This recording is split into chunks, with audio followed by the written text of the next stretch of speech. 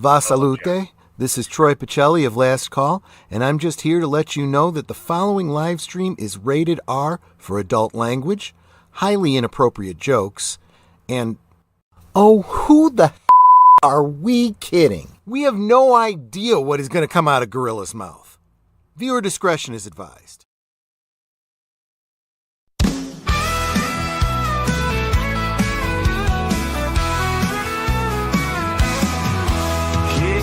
Light up, let the good vibes flow. It's Gorilla Cigar Lounge, the place to go. Politics, nerds, and the good old days. Grab your drink, join the talk, let's set it ablaze. Welcome to the lounge where the smokes rise high, where we talk what matters, no sugar, no lie. From galaxy far away to the world outside, Gorilla Cigar Lounge where legends reside.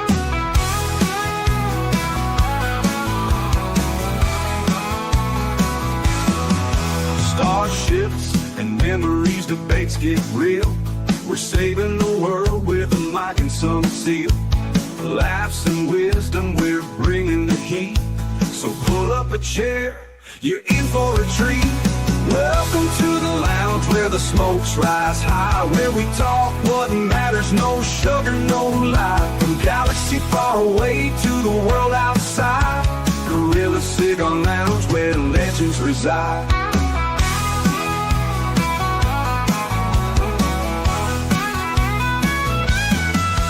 Starships and memories, debates get real. We're saving the world with a mic and some seal. Laughs and wisdom, we're bringing the heat. So pull up a chair, you're in for a treat. Welcome to the lounge where the smokes rise high, where we talk what matters, no sugar, no lie. From galaxy far away to the world outside, Gorilla Cigar Lounge where legends reside. So spark up that stove, let's start the show. At Gorilla Cigar Lounge, let the conversation flow.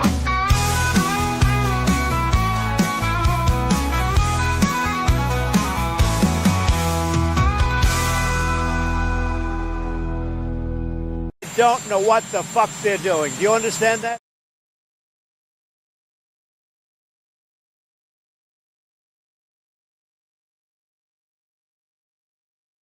Son of a bitch, I was muted, but at least I caught it before Saltier Life of Matthew does. But anyhow, I woke up this morning and what I do is I put on some background noise when I first wake up, get going and all that. And I wake up, the first thing I see, the United States has sent Delta Force in to Venezuela, and they have captured Nicolás Maduro there, the dictator there, and half of South America right now is celebrating this, the capturing of Nicolás Maduro.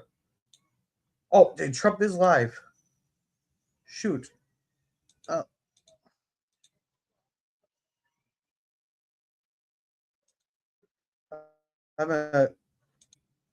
gonna backtrack this just a little bit.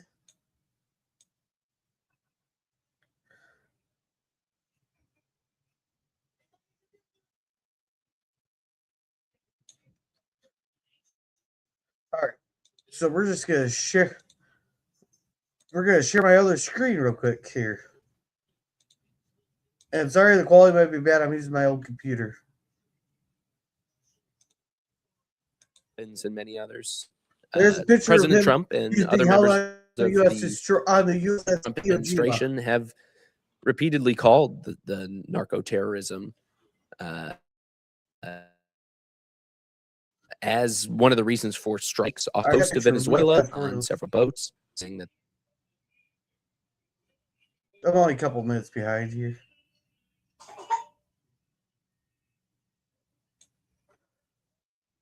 No aircraft, everything came back. We got it all. We've done some other early today. There. He was in a very highly guarded fortress, actually. He was in a fortress. Yeah, that we had nobody killed was amazing. I think we had nobody killed, I have to say, because a couple of guys were hit. but they came back and they're supposed to be in pretty good shape. But that we had nobody killed, that we lost no aircraft. You know, everything came back. We got it all back. One of them was hit pretty hard, but a helicopter, but we got it back. But just time to do it. We had to do it because it's a. Here comes President Trump. Okay, thank you very much. This is big stuff. And we appreciate you being here.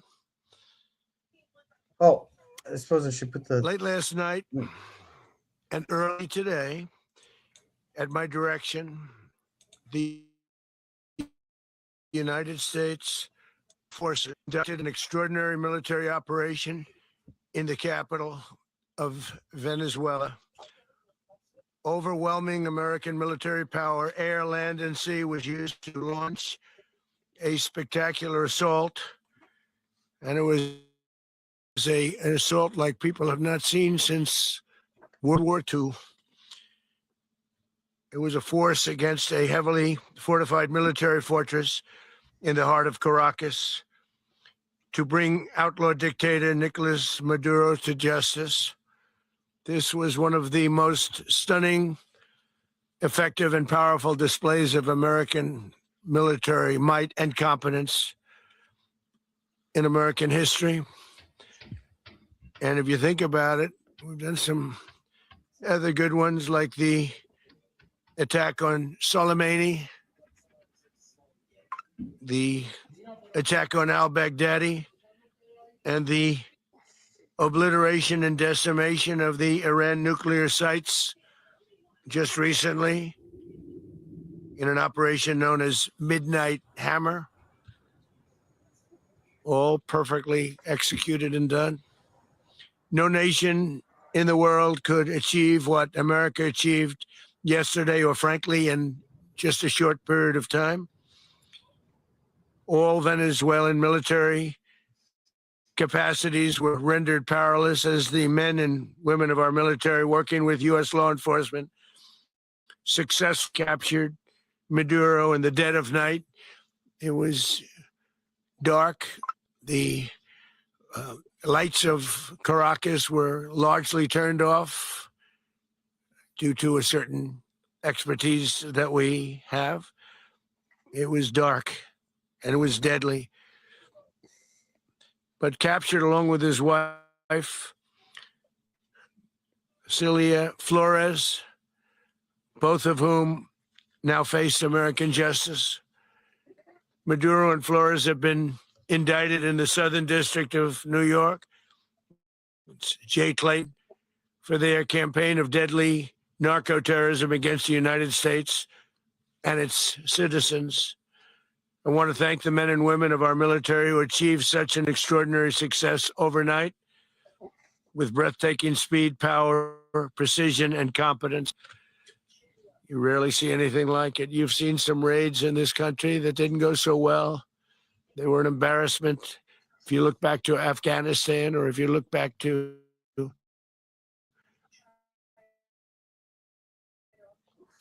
the Jimmy Carter days, or different days, we're a respected country like never before.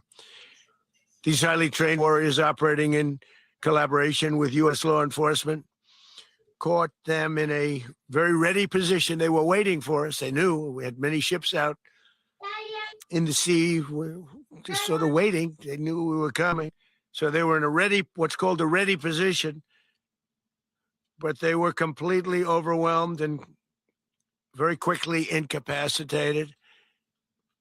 If you would have seen what I saw last night, you would have been very impressed. I'm not sure that you'll ever get to see it, but it was an incredible thing to see.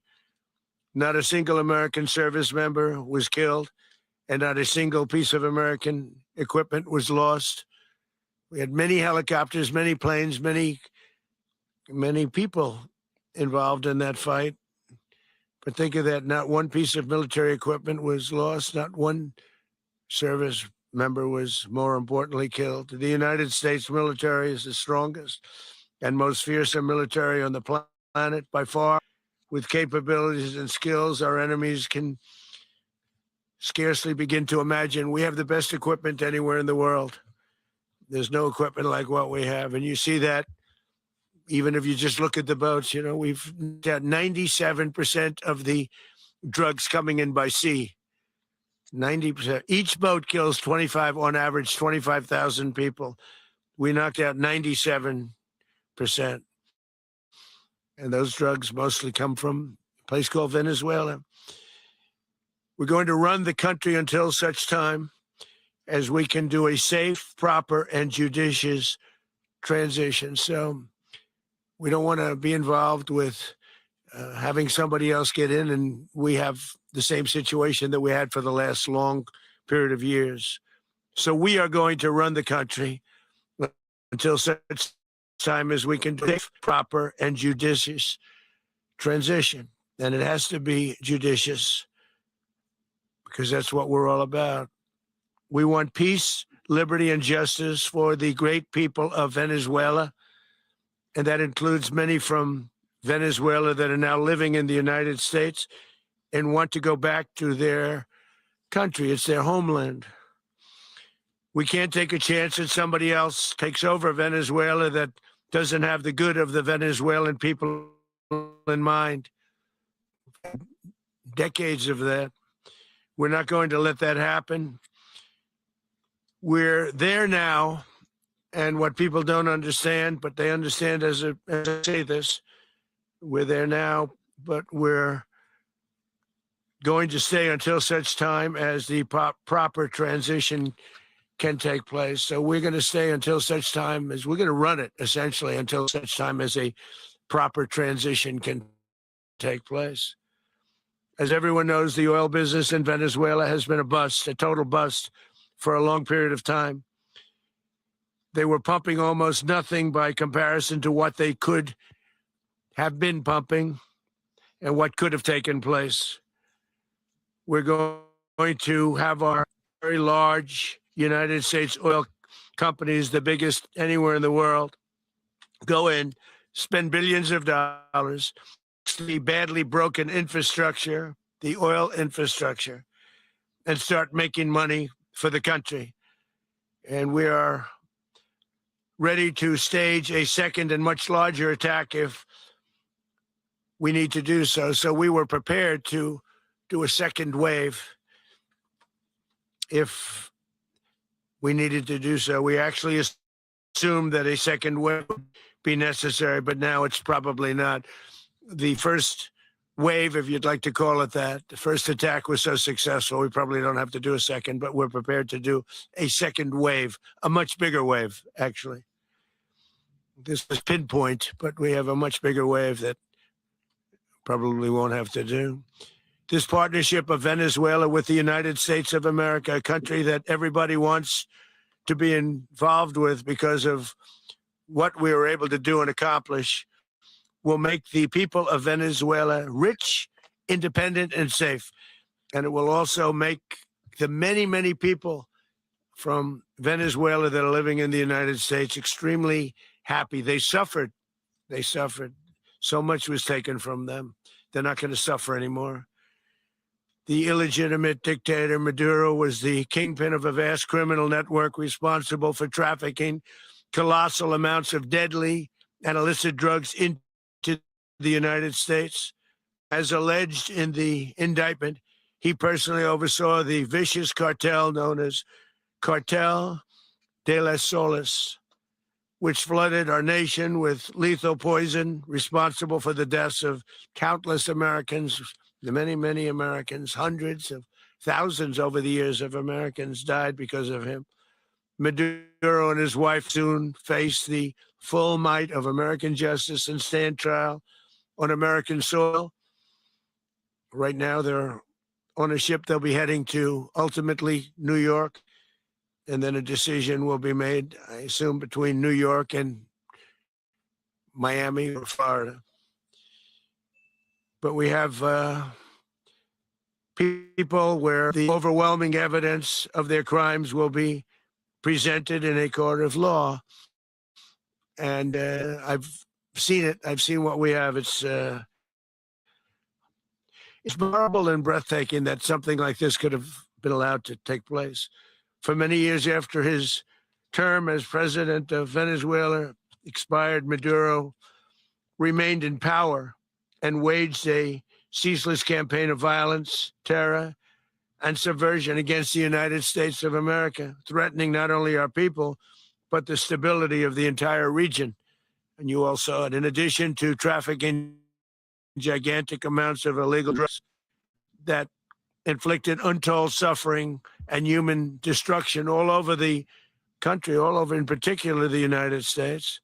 Maduro sent savage and murderous gangs, including the bloodthirsty prison gang, Tren de Aragua, to terrorize American communities nationwide. And he did indeed. They were in Colorado. They took over apartment complexes. They cut the fingers off people if they called police. They were brutal. They're not brutal now. And I just have to congratulate our military, Pete and everybody, and our National Guard, because the job that they've done, whether it's in Washington, D.C., where we have a totally safe city, where it was one of the most unsafe cities anywhere in the world, frankly, and now we have no crime in Washington, D.C. We haven't had a killing. We had the terrorist attack a few weeks ago, a little bit of a different kind of a threat, but we haven't had a killing in a long period of time, 6-7 months. We used to have two, on average, 2 a week in Washington, our capital. We don't have that anymore. The restaurants are opening. Everyone's happy. They're going, they're walking their daughters, they're walking their children, their wives. Are opening all over Washington, D.C. So I want to thank the National Guard. I want to thank our military. And I want to thank law enforcement. Been amazing. And they should do it with more cities. We're doing it, as you know, and we're doing it in Memphis, Tennessee right now, and crime is down. We've just sort of started a few weeks ago, but crime is down 7%. And the governor of Louisiana called, great person, and he wanted us to help him, as you know, in a certain very nice part of Louisiana. And we have done that. And it was a rough section, and we have crime down. I understand it's down to almost nothing already after 2.5 weeks. New Orleans, it's down to almost nothing. And we've on for 2.5 weeks. Can't imagine why governors wouldn't want us to help. We also helped, as you know, in Chicago, and crime went down a little bit there. We did a very small help because we had no working ability with the governor. The governor was a disaster and the mayor was a disaster, but it knocked down crime. But we're pulling out of there. When they need us, we'll know. You'll know. You'll be writing about it. And likewise, Los Angeles, where we saved Los Angeles early on, where the head of the police department made a statement that if the federal government didn't come in, we would have lost Los Angeles. That's long after the fire. That's when they had the riots in Los Angeles. We did a great job. Got no credit for it whatsoever, but that's okay. It doesn't matter. We don't need the credit. But we'll be pulling out when they need us. They'll call, or we'll go back if we have to. We'll go back. But we did a great various cities. But the place that we're very proud of is Washington, D.C., because it's our nation's capital. We took it from being a crime-ridden mess to being one of the safest cities in the country. But the gangs that they sent raped, tortured, and murdered American women and children. They were in all of the cities I mentioned, Tren de Aragua. And they were sent by Maduro to terrorize our people. And now Maduro will never again be able to threaten an American citizen or anybody from Venezuela. There will no longer be threats. For years, I've highlighted the stories of those innocent Americans whose lives were so heartlessly robbed as well. And terrorist organization, really one of the worst. One of the worst, they say the worst. Americans like 12-year-old Jocelyn Nungari from Houston. Beautiful Jocelyn Nungari, what happened to her? They, as you know, they kidnapped, assaulted, and murdered by Tren de Aragua animals. They murdered Jocelyn and left her dead under the bridge. There was a bridge that will never be the same to so many people after seeing what happened. As I've said many times, the Maduro regime emptied out their prisons, sent their worst and most violent monsters into the United States to steal American lives. And they came from mental institutions and insane asylums. They came from prisons and jails. The reason I say both, they sound similar. Actually, prisons, a little bit more hostile, a little bit tougher. A mental institution isn't as tough as an insane asylum, but we got them both. They sent from their mental institutions. They sent from their jails, prisons. They were drug dealers. They were drug kingpins. They sent everybody bad into the United States, but no longer. And we have now a border where nobody gets through. In addition, Venezuela unilaterally seized and sold American oil, American assets, and American platforms, costing us billions and billions of dollars. They did this a while ago, but we never had a president that did anything about it. They took all of our property. It was our property. We built it. And we never had a president that decided to do anything about it. Instead, they fought wars that were 10,000 miles away. We built Venezuela oil industry with American talent, drive, and skill. And the socialist regime stole it from us during those previous administrations, and they stole it through force. This constituted one of the largest thefts of American property in the history of our country. Considered the largest theft of property in the history of our country. Massive oil infrastructure was taken like we were babies, and we didn't do anything about it. I would have done something about it. America will never allow foreign powers to rob our people or drive us back into and out of our own hemisphere. That's what they did. Furthermore, under the now deposed Venezuela was increasingly hosting foreign adversaries in our region and acquiring menacing offensive weapons that could threaten U.S. interests and lives. And they used those weapons last night. Potentially in league with the cartels operating along our border. All of these actions were in gross violation of the core principles of American foreign policy, dating back more than 2 centuries, and not anymore. All the way back, it dated to the Monroe Doctrines, and the Monroe Doctrine is a big deal, but we've superseded it by a lot, by a real lot. They now call it the Monroe Document. I don't know. It's Monroe Doctrine. We sort of forgot about it. It was very important, but we forgot about it. We don't forget about it anymore. Under our new security strategy, American dominance in the Western Hemisphere will never be questioned again. Won't happen. So just in concluding, for decades, other administrations have neglected or even contributed to these growing security threats in the Western Hemisphere. Under the Trump administration, we are reasserting American power in a very powerful way in our home region. And our home region is very different than it was just a short while ago. The future will be, and we did this in my first term. We had great dominance in my first term, and we have far greater dominance right now. Everyone's coming back to us. The future will be determined by the ability to protect commerce and territory and resources that are core to national security. These are core to national security.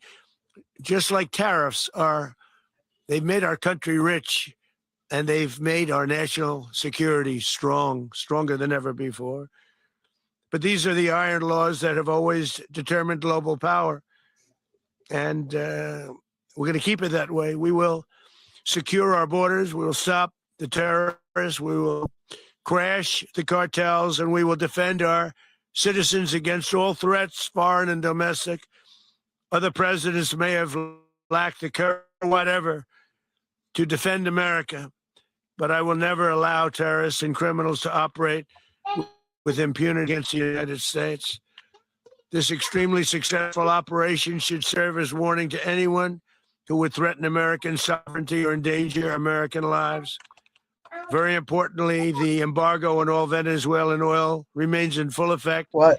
The American armada remains Right here. poised in position. Here. The United States retains all options until United States demands have been fully met and fully satisfied. All political and military figures in Venezuela should understand what happened to Maduro can happen to them, and it will happen to them if they aren't just fair, even to their people. The dictator and terrorist, Maduro, is finally gone in Venezuela. People are free. They're free again. It's been a long time for them, but they're free. America is a safer nation this morning. It's a prouder nation this morning because it didn't allow this horrible person and this country that was doing very bad things to us. It didn't allow it to happen.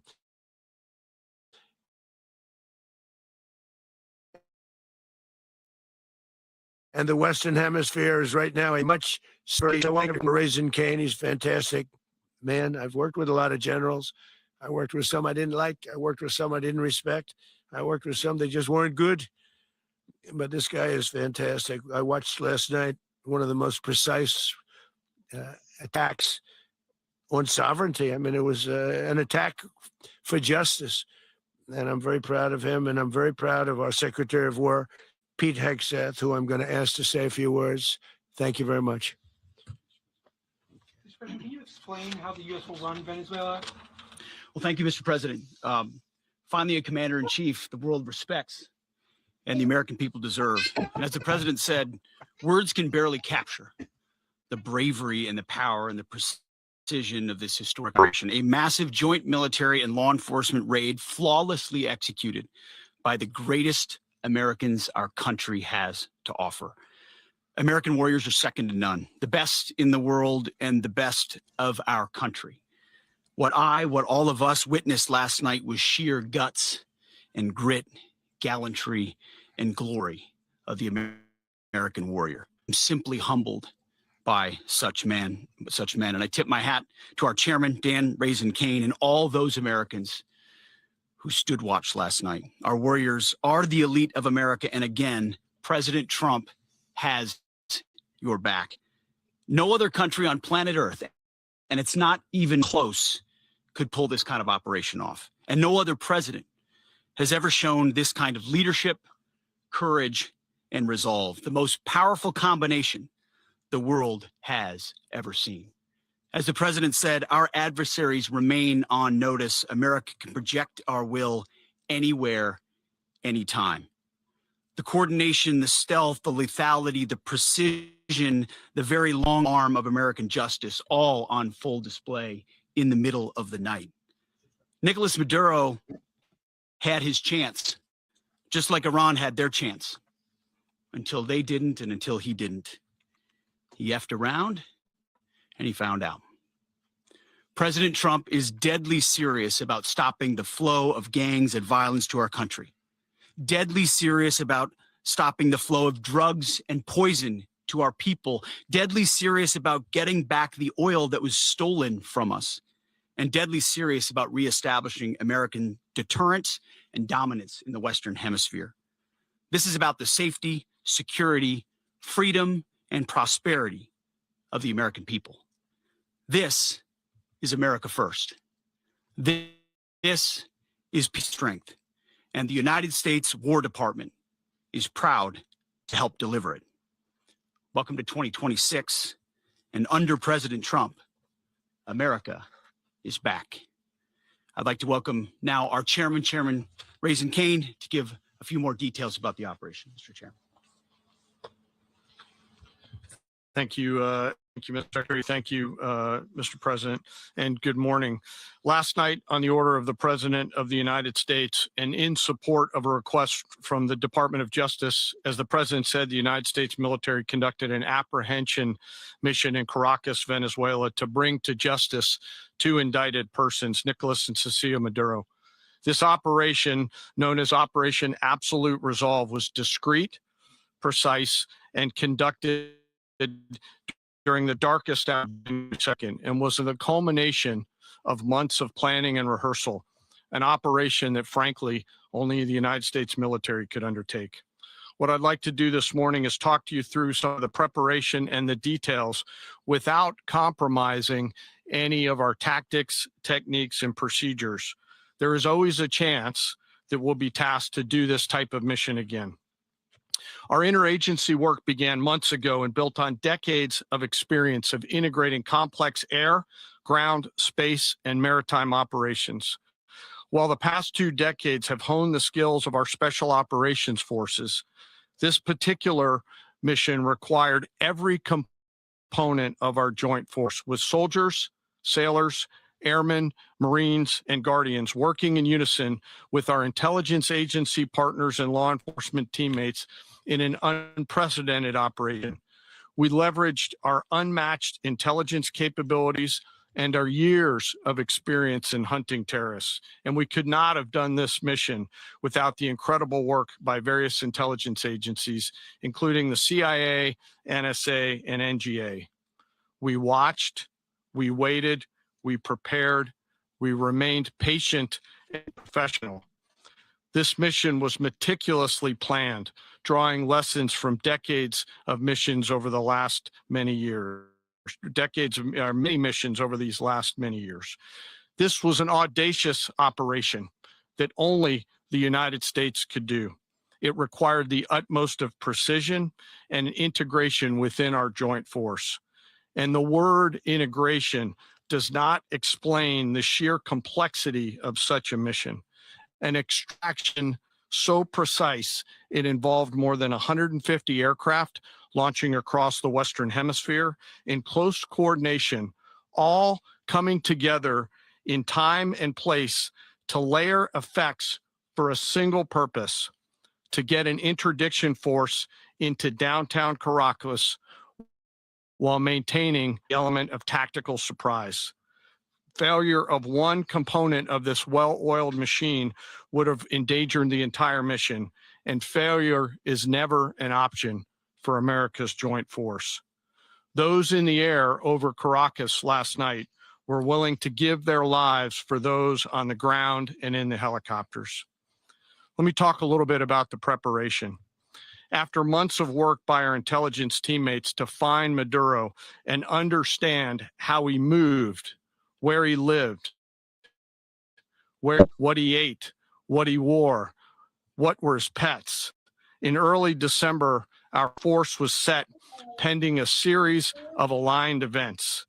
Key was choosing the right day to minimize the potential for civilian harm and maximize the element of surprise and minimize the harm to the indicted personnel, so as the president said, they could be brought to justice.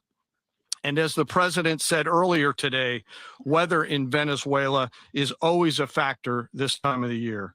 And over the weeks through Christmas and New Year's, the men and women of the United States military sat ready, patiently waiting for the right triggers to be met and the president to order us into action. Last night, the weather broke just enough, clearing a path that only the most skilled aviators in the world could maneuver through. Ocean, mountain, low cloud ceilings. But when tasked with a mission, this organization does not quit. At 10:46 p.m. Eastern time last night, the president ordered the United States military to move forward with this mission. He said to us, and we appreciate it, Mr. President, good luck and Godspeed. And those words were transmitted to the entire joint force. Over the course of the night, began launching from 20 different bases on land and sea across the Western Hemisphere. In total, more than 150 aircraft, bombers, fighters, intelligence, reconnaissance, surveillance, rotary wing were in the air last night. Thousands and thousands of hours of experience were airborne. Our youngest crew member was 20, and our oldest crew member was 49. And there's simply no match for American military. As the night began, the helicopters took off with the extraction force, which included law enforcement officers, and began their flight into Venezuela at 100 feet above the water. As they approached Venezuelan shores, the United States began different effects provided by Spacecom, Cybercom, and other members of the interagency to create a pathway. Overhead, those forces were protected by aircraft from the United States Marines, the United States Navy, the United States Air Force, and the Air National Guard. The force included F-22s, F-35s, F-18s, EA-18s, E-2s, B-1 bombers, and other support aircraft, as well as numerous remotely piloted drones. As the force began to approach Caracas, the Joint Air Component began dismantling and disabling the air defense systems in Venezuela, employing weapons to ensure the safe passage of the helicopters into the target area. The goal of our air component was, and always will be to protect the helicopters and the ground force and get them to the target and get them home. As the force crossed the last point of high terrain where they'd been hiding in the clutter, we assessed that we had maintained totally the element of surprise. As the helicopter force ingressed towards the objective at low level, we arrived at Maduro's compound at 1:01 a.m. Eastern Standard Time, or 2:01 a.m. Caracas local time, and the apprehension descended into Maduro's compound and moved with speed, precision, and discipline towards their objective, and isolated the area to ensure the safety and security of the ground force while apprehending the indicted persons. On arrival into the target area, the helicopters came under fire, and they replied with that fire with overwhelming force and self-defense. One of our aircraft was hit, but remained flyable, and as the president said earlier, all of our aircraft came home, and that aircraft remained flyable during the rest of the mission. As the operation unfolded at the compound, our air ground intelligence teams provided real-time updates to the ground force, ensuring those forces could safely navigate the complex environment without unnecessary risk. The force remained protected by overhead tactical aviation. Maduro and his wife, both indicted, gave up and were taken into custody by the Department of Justice, assisted by our incredible U.S. military with professionalism and precision, with no loss of U.S. life. After securing the indicted persons, the force began prep for departure. Helicopters were called in to exfiltrate the extractions while fire coverage and suppressive fire. There were multiple self-defense engagements as the force began to withdraw out of Venezuela. The force successfully exfiltrated and returned to their afloat launch bases, and the force was over the water at 3:29 a.m. Eastern Standard Time with indicted persons on board. And both Maduro and his wife were embarked aboard the USS Iwo Jima. In closing, what we've witnessed today is a powerful demonstration of America's joint force. We think, we develop, we train, we rehearse, we debrief, we rehearse again and again, not to get it right, but to ensure that we cannot get it wrong. Our jobs are to integrate combat power so when the order comes, we can deliver overwhelming force at the time and the place of our choosing against any foe anywhere in the world. I am immensely proud today of our joint force and filled with gratitude to represent them here today. There is simply no mission too difficult for these incredible professionals and the families that stand by them and support them. As we stand here this morning, our forces remain in the region at a high state of readiness, prepared to project power, defend themselves, and our interests in the region. This operation is a testament to the dedication and unwavering commitment to justice and our resolve to hold accountable those who threaten peace and stability. In closing, I want to express my heartfelt gratitude to the brave men and women who executed this mission. Their courage and tireless commitment to our nation are what makes us strong. Thank you, Mr. Secretary, and thank you, Mr. President. Well, I don't have much to add to what you've heard now, other than the following points. Nicolás Maduro was indicted in 2020 in the United States. He is not the legitimate president of Venezuela. That's not just us saying. The first Trump administration, the Biden administration, the second Trump administration, none of those three recognized him. He's not recognized by the European Union and multiple countries around the world. He is a fugitive of American justice with a $50 million reward, which I guess we say $50 million. And Make sure. yeah, exactly. But Don't let anybody claim it. Nobody deserves it but us. But I want to be clear about one thing. Nicolás Maduro had multiple opportunities to avoid this. He was provided multiple very, very, very generous offers and chose instead to act like a wild man, chose instead to play around. And the result is what we saw tonight.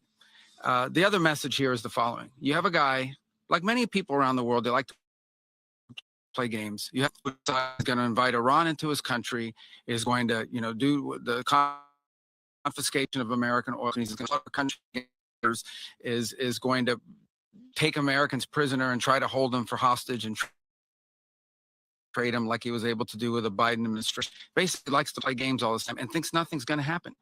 And I hope people now understand is that we have a president. The 47th president of the United States is not a game player.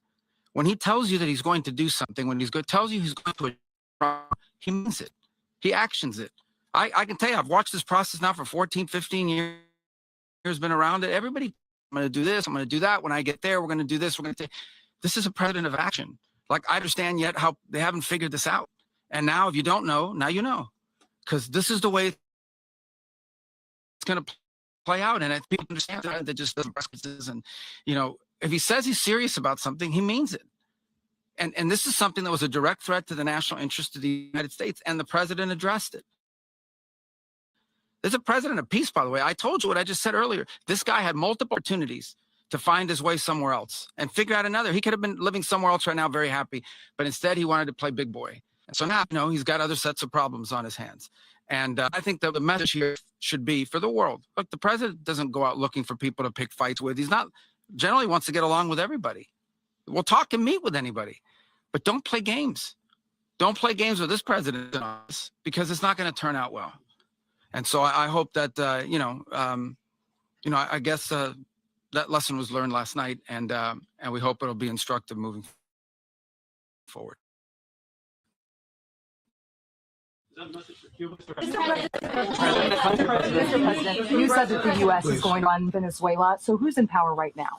Well, we're going to be running it with a group, and we're going to make sure it's run properly. We're going to rebuild the oil infrastructure, which will cost billions of dollars. It'll be paid for by the oil companies directly. They will be reimbursed for what they're doing, but that's going to be paid. And we're going to get the oil flowing the way it should be. As you know, it was just a minor flow. It was actually a minor flow for what they have. But we're going to run it properly, and we're going to make sure the people of Venezuela are taken care of. We're going to make sure the people that were forced out of Venezuela by this thug are also taken care of. Mr. President, does the U.S. running the country mean that U.S. troops will be on the ground? How will that work? Well, they always say boots on the ground. Oh, so we're not afraid of boots on the ground if we have to have. We had boots on the ground last night at a very high level, actually. We're not afraid of it. We don't mind saying it, but we're going to make sure that that country is run properly. We're not doing this in vain. This is a very dangerous attack. This is an attack that could have gone very, very badly. Could have gone very badly. We could have lost a lot of people last night. We could have lost a lot of dignity. We could have lost a lot of equipment. The equipment is less important, but we could have lost a lot. And we're going to make sure that this is proper. We're there now. We're ready to go again if we have to. We're going to run the country right, run very judiciously, very fairly. It's going to make a lot of money. We're going to give money to the people. We're going to reimburse people that were taken advantage of. We're going to take care of everybody. It's very important. We couldn't let them get away with it. They stole our oil. We built that whole industry there, and they just took it over like we were nothing. And we had a president that decided not to do anything about it. So we did something about it. We're late, but we did something about it. Yeah, please. Can you explain the exact mechanism by which you're going to run the country? Are you designating this official to coordinate? It's all being done right now. We're designating people. We're talking to people, various people, and we're going to let you know who those people are. That would run Venezuela. Well, it's going to be for a period of time. The people that are standing right behind me, we're going to be running it. We're going to be bringing it back. It's a dead. I talk about a dead country. A year and a half ago, we were a dead country. Now we're the hottest country anywhere in the world. We're a country doing better than any country anywhere in the world. And it required leadership. Venezuela has a lot of bad people in there, a lot of bad people that shouldn't be leading. We're not going to take a chance that one of those people take over for Maduro. So you can look at, and others, we have fantastic people, including people in the military. So we're going to have a group of people running it until such time as it can be put back on track, make a lot of money for the people, and give people a great way of life, and also reimbursement for people in our country that were forced out of Venezuela. Rubio would be. You said earlier today that you weren't going to back Machado to come back and be the opposition leader in your Fox and Friends interview. And then you also mentioned the vice president of Venezuela. Are you going to work with the vice president of Venezuela, or how do you foresee the relationship going? I understand she was just sworn in, but she was, as you know, picked by Maduro. So Marco's working on that directly. He just had a conversation with her, and she's essentially willing to do what we think is necessary to make Venezuela again. Very simple. Mr. President, Colombian President Gustavo Petro, a couple weeks ago, you said he's got to watch his ass.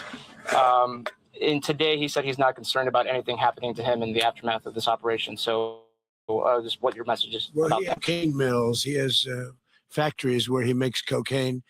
And yeah, I think I stick by my first statement. He's making cocaine and sending it into the United States. So he does have to watch his ass.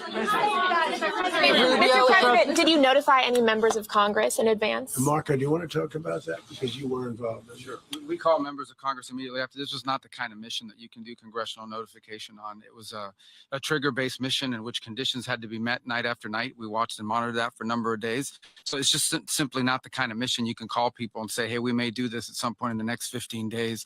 But it's largely a law enforcement function. Remember, at the end of the day, at its core, this was an arrest of 2 indicted fugitives of American justice, and the Department of War supported the Department of Justice in that job. Now, there are broader policy implications here, but it's just not the kind of mission that you can pre-notify because it endangers the mission. Plus, if I could add one thing to that, Congress has a tendency to leak. This would not be good. If they leaked, General, I think it would have been maybe a very different result. But I have to say, they knew we were coming at some point, We had a lot of ships out there. They sort of knew we were coming. We went there. But Congress will leak, and we don't want leakers. President, you were one of the only people to watch this all play out live. What was Maduro doing when the U.S. forces entered what I assume would be his home? And also, was there any point where the U.S. was considering if Maduro pushed back or resisted killing Maduro? It could have happened. It could have happened. He was trying to get into a safe place. The safe place is all steel. And he wasn't able to make it to the door because our guys were so fast. They went through the opposition so fast. And there was a lot of opposition. People were wondering, do we get them by surprise? Sort of surprised, but they were waiting for something. It was a lot of opposition. There was a lot of gunfire. You saw some of it today. But he was trying to get to a safe place, which wasn't safe because we would have had the door blown up in about 47 seconds, they say on average, regardless of how thick the steel was. It was a very thick door. It was a very heavy door, but he was unable to get to that door. He made it to the door. He was unable to close it. Go ahead, finish. Where is Maduro going to be in the time being right now? Do you know his exact whereabouts? Well, eventually, ultimately, in the near future, he's going to. Where is he going to be held in New York? Do you know? That's going to be up to the officials that do these things. Mr. President, the U.S. has something of a mixed track record of ousting dictators without necessarily a plan for what comes afterwards. Did that weigh on your decision? Well, that's when we had different presidents, but with me, that's not true. With me, we've had a perfect track record of winning. We win a lot, and we win. If you look at Soleimani, you look at al-Baghdadi, you look at the Midnight Hammer. Midnight Hammer was incredible. Right now, you wouldn't have peace in the Middle East. We have essentially peace in the Middle East because of that. If we weren't successful with Midnight Hammer, you wouldn't have peace in the Middle East. So with me, you've had a lot of victory. You've had only victories. You've had no losses. Yeah. President, can you? How long do you expect the U.S. to run Venezuela, and how soon do you want Venezuelan people to hold elections? So I'd like to do it quickly, but it takes a period of time. You know, we're rebuilding. We have to rebuild their whole infrastructure. The infrastructure is rotted. It's actually very dangerous. It's blow up territory. Oil is very dangerous. It's a very dangerous thing to take out of the ground. Can kill a lot of people. It has killed a lot of people doing just that. The infrastructure is old. It's rotted.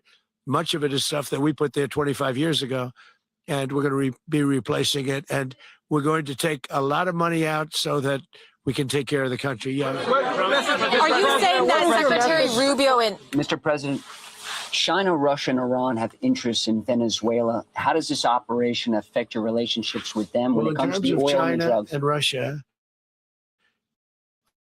well, things straighten out.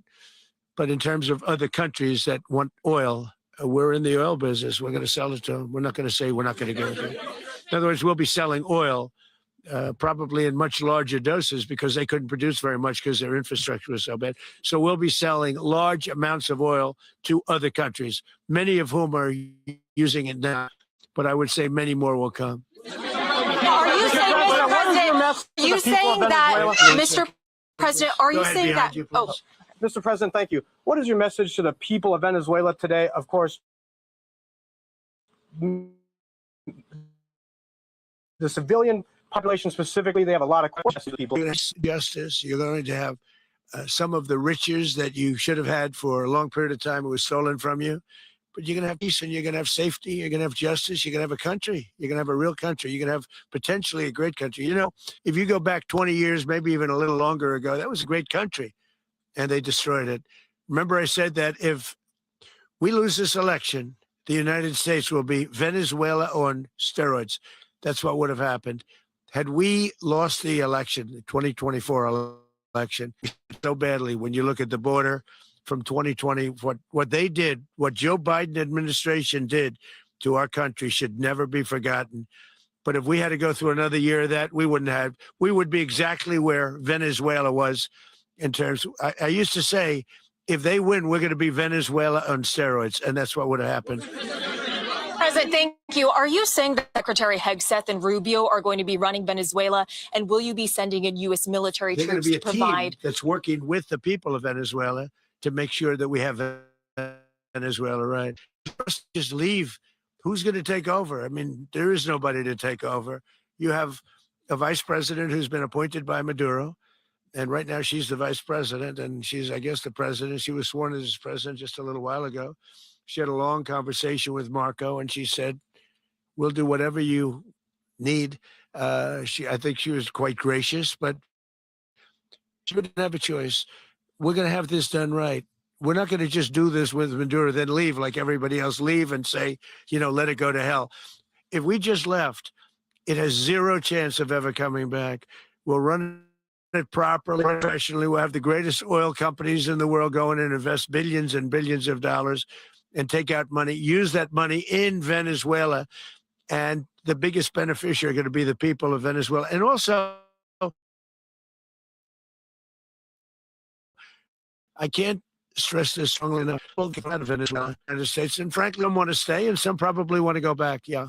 What's being done to protect Americans in the country, and were any of the detained Americans? Well, right now they're arrested very about it? protected because nobody's going to mess with us. They're very protected. The people of, and we let them know that you better not touch one of them. Are you concerned that bad elements of the Maduro regime will remain in place? Well, we know who they are. We're on them, and they're acting much differently now than they would have acted 2 days ago. Okay, wait, behind you, please. Mr. President, why is running a country in South America America first? Well, I think it is because we want to surround ourselves with good neighbors. We want to surround ourselves with stability.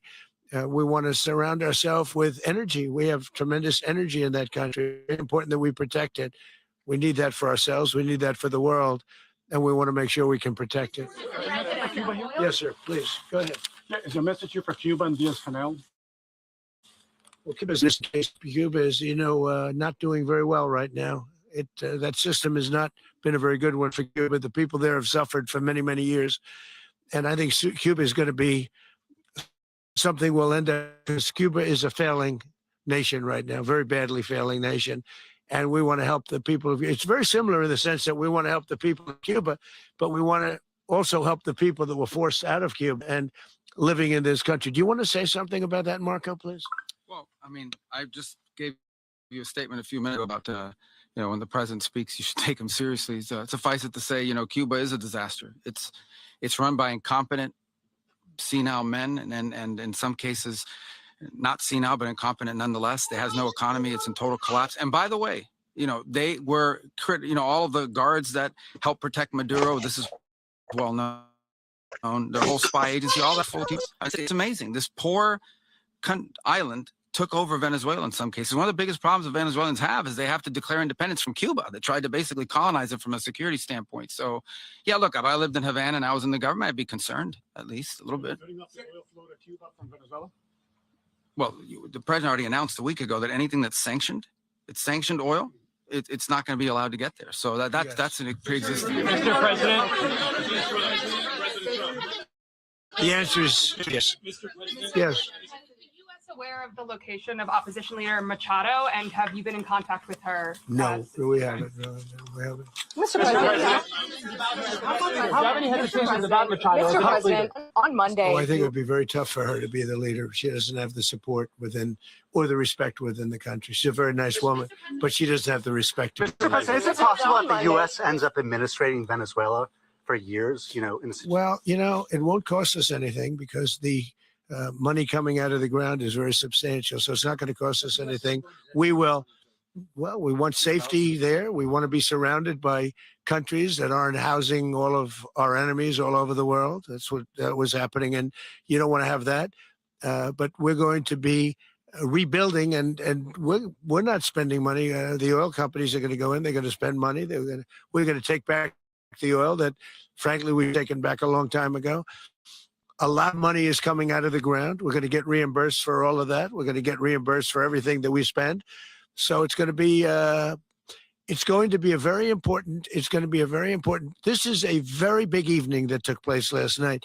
We have to be surrounded by safe, secure countries. And we also have to have energy, very important. We have to have energy that's real energy, not where they're getting 4% and 5% of the energy out of the ground.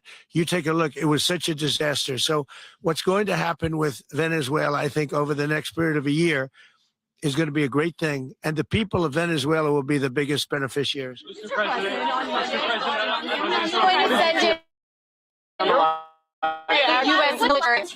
speak to Maduro about when you spoke, and is the Well, I don't want to get into the conversations, but I did have conversations with him, and I said, you got to surrender. And I actually thought he was pretty close to doing so, but now he wished he did, yeah.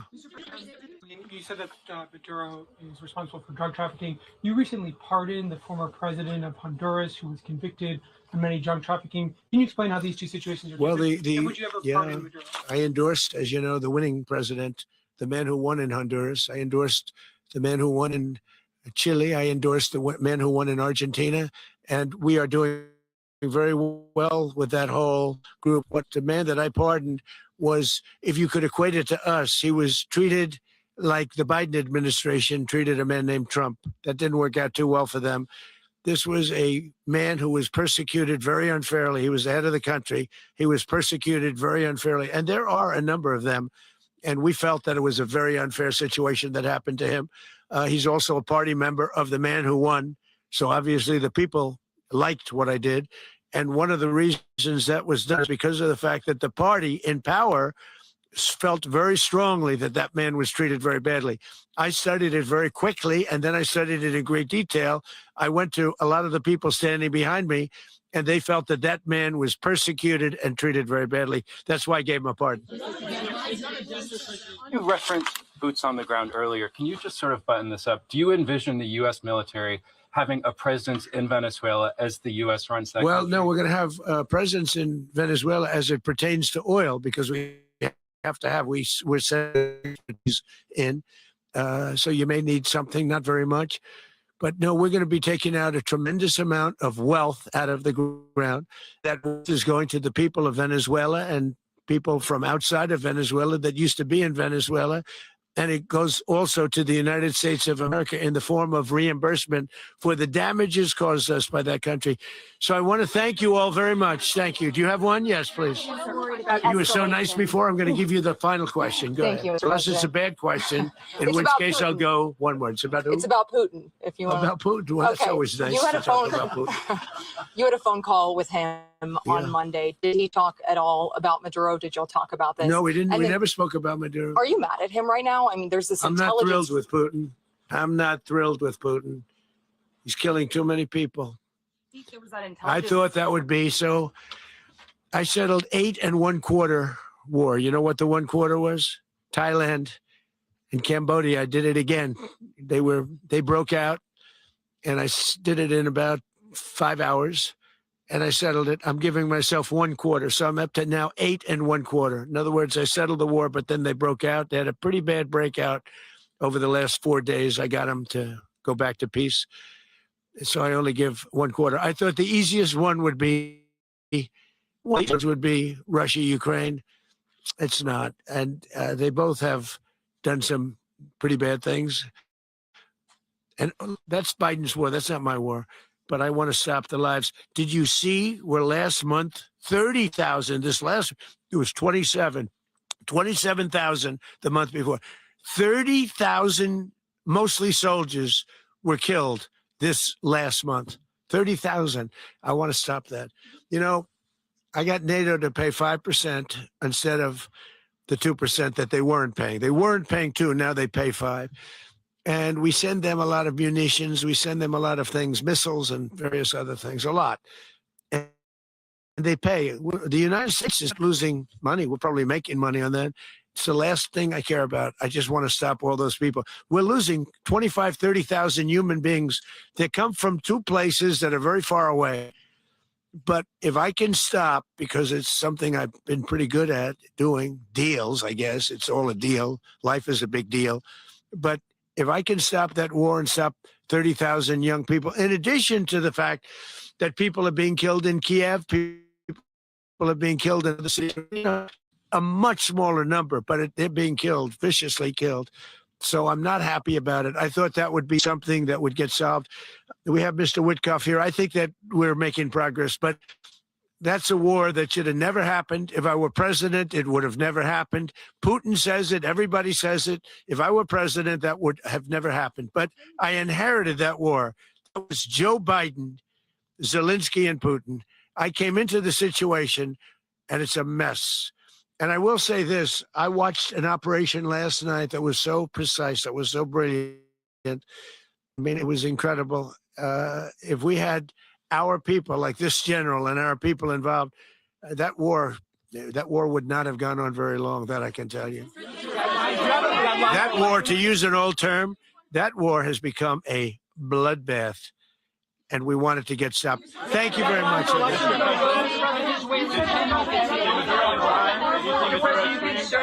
Thank you, Mr. President.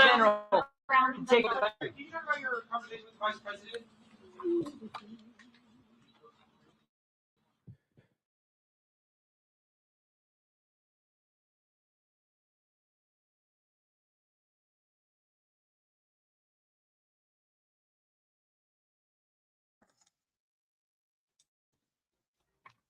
And there's our press conference there. Bit of news to wake up to. Wasn't surprising and all that, but before we go on, let's go ahead and say hello to everybody in the chat. There's a lot of people popped in. And hey, Pickles, how's it going? Get on up here. And Trumpolian is betting 1,000. Well, hey, at least this was only a 35-minute target practice there. Hey, we built the Panama Canal. We had tens of thousands of people lose their lives over it. Carter gave away for a fucking dollar. I say we just hand Panama back a dollar there and tell them that it's ours, because the Panama Canal is essential for us, for our shipping and all that. If the China was to close it, you think your stuff's expensive now? Wait until China closes the Panama Canal. Welcome, Kimberly. She goes, the drama said an intelligent database. And Robbie, yep, of course, the president. Welcome, Dustin Nunez. Welcome, welcome. Andromeda said it bring historic data online. And I said I'll answer the chat after. So is this drill baby drill or steel baby drill? Well, what they're gonna do is basically we're sending our groups down there. Then Venezuela will get to keep the majority of the money. We'll basically be buying all their oil, but we'll get preferential treatment for buying the oil. Is what it is. Fox News is a joke. Yeah, it is, but it's better than the Chronicling Agent Network, MSNBS, MS No One Watching. The Washington Post. I'm saving money on toilet paper by using that as my fucking toilet paper. And hey, Scurvy, how's it going? And welcome, Gap. Welcome. Everybody say hi. Yeah, and yes, they did get Maduro in 35 minutes. Yeah, they invaded Venezuela, took out their entire military and captured Maduro in less time than it takes me to get to work. And what is bull, Andy? You gotta be more specific than that. And yeah, they got them, folks. And LDG, you're now lady. Hey, lady. And Penny, what's your point? Triple X, what's your point? I have absolutely no problem with people being gay. Maybe make some gay jokes, but I have no problem with it. I know some pretty cool people that are gay. They're just not the flamboyant, oh my God, here they fucking come kind of gay people. Ask her what her point is. Yeah, Trump's your daddy now. Yeah. Then BCJ, welcome. He says, calling another man daddy is gay. So, I still want to know what's your point. Hey, if I'm gay, I'm gay then. Whatever else. I have no problem. Get his ass Venezuela. Apparently he's gay. Sure. Stop using what I said. Like, nobody really cares.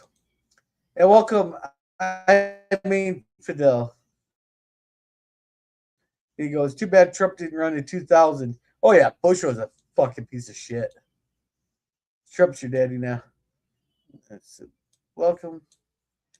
If Trump was president in 2020, yeah, but I do not support that having more than 2 terms, just for the plain simple fact is Trump gets 2 or more terms, then Obama, heaven forbid Biden would have ran again, or fucking Clinton or Bush. They could have all gotten more than 2 terms. No, fuck that. Yeah, Bush was a moron. Obama was trash. Clinton was a perv. Carter was a sucker. And hey, Nemesis, get on up here. Yeah, but Venezuela has oil. And Maduro is a piece of shit.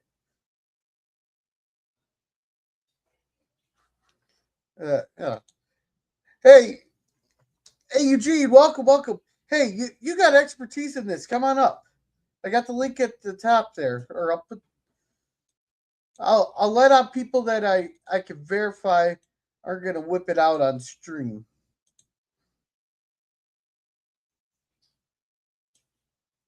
Oh, we got some. Let's see. Where is it? Where did I move? Eugene Bird, you're the king. Super chats making our stars sing. Lighting the lounge, keeping it free. You're the sugar daddy of Gorilla. Thank you, Eugene, you're the best. Better than all the rest. With every puff we raise a cheer. Eugene Bird, our hero here.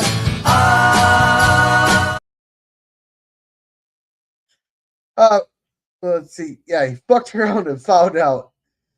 Taking back what was stolen is not stealing. The regime seized billions of dollars of U.S. oil. Oh, yeah, I'm not too familiar with that there, but I've heard about it. I haven't. And hail, old man bird. Yeah, well, that's just I like your insights. You're pretty good talking. Yeah, you're good talking to. Just a second.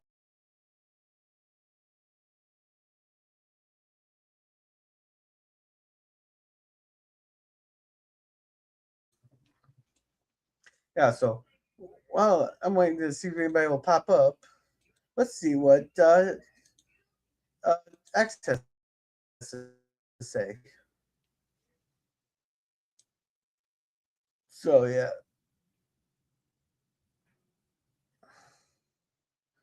Let's see. Thank you, God, for allowing us to see this shitty tyrant Nicolás Maduro captured. May he live for many, many, many years in prison. I don't know that. I don't know if the U.S. still has the death penalty, so they might actually get him. You got Maduro on the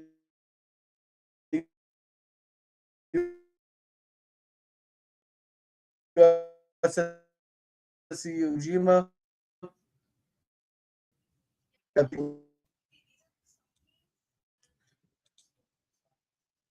Yeah, but you know me and whipping things out, JK.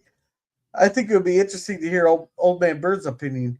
Yeah, be a rare treat to get him. People are bringing up Iraq. Oh, let's see what Congress is trending. Let's see what these assholes have to say. Let's see, General. Pray the administration pray are listening to the real James Wood. 2026 could be a really good year, but in recent history, as a teacher, we're in real trouble. So make America great. Why not make accountability great again? Let's see. Republicans have the presidency, Supreme Court, the House, and the Senate, and yet we don't have voter ID. Not a single crooked Democrat has been jailed, censored, impeached, or expelled. Taxpayers are being defrauded by the bill. So basically, people bitching about this. Congress wanted a briefing before any operations in Venezuela took place. Pesach would have complied. You could bet that Mark Kelly would have leaked it. Oh yeah. Mark Kelly, Schumer, Pelosi, fucking Flaxahontas there. They will AOC will go running. You know that fucking hood rat Jasmine Crockett would have fucking had something to say. You know, Omar would have said something just to distract away from her fraud being in the center of all this fraud in Minnesota. No one cares if it's oil or not. No one cares if Congress approved this or not. No one cares at all. Trump freed 29 million. There's really 29 million people in Venezuela. It changed destiny for Latin America before most of the people bitching and moaning even woke up and brushed their teeth. Let's see. This mission was perfectly executed. Yeah, and they call it the one issue there was a couple issues I did have with the press conference though, like him saying that it's that America basically President America can express it or outsource its will to wherever in the world it wants. It's like we have to have a genuine reason. Like I somewhat approve of them going after Maduro. I do not like regime change, but the reason we went after Maduro is all the drugs pouring into the United States are killing our citizens and that. And hey, Miss Martin Muses, I got the link if you want to come up. I know you. It kills thousands of our citizens every day. They're and it's in our own hemisphere. It's in our own interest there.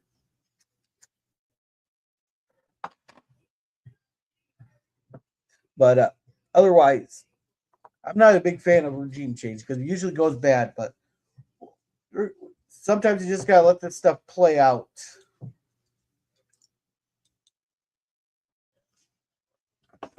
Let's see. And people for more. Let's see, hurry on, bring the receipts. We want to know how each and every politician became. Let's see, nobody. Same as. All right. Yeah, about Congress.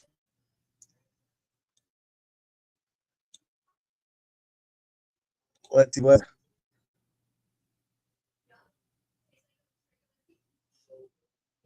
Let's see.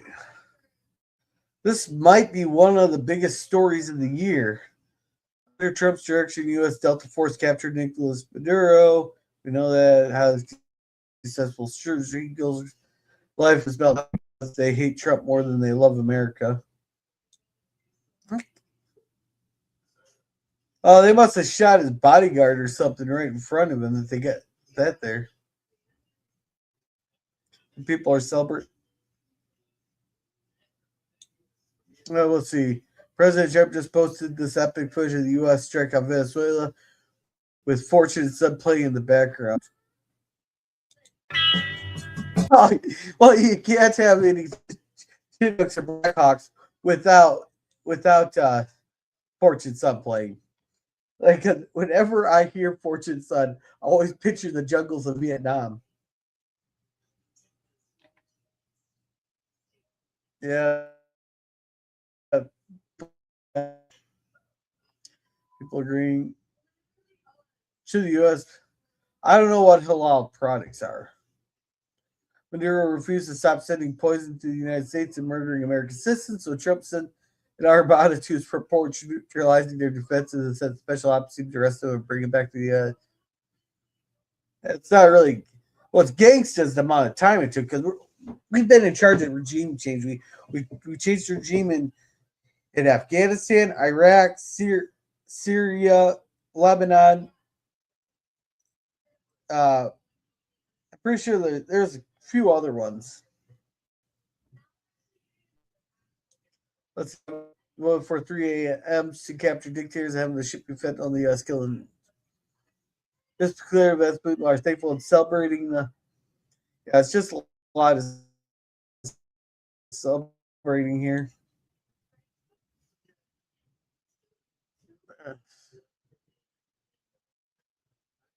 Mausoleum of the former anti.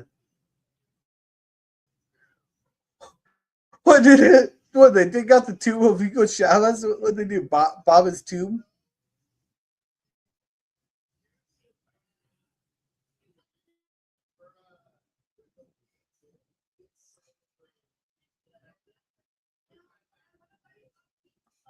Okay, so the military run over protesters.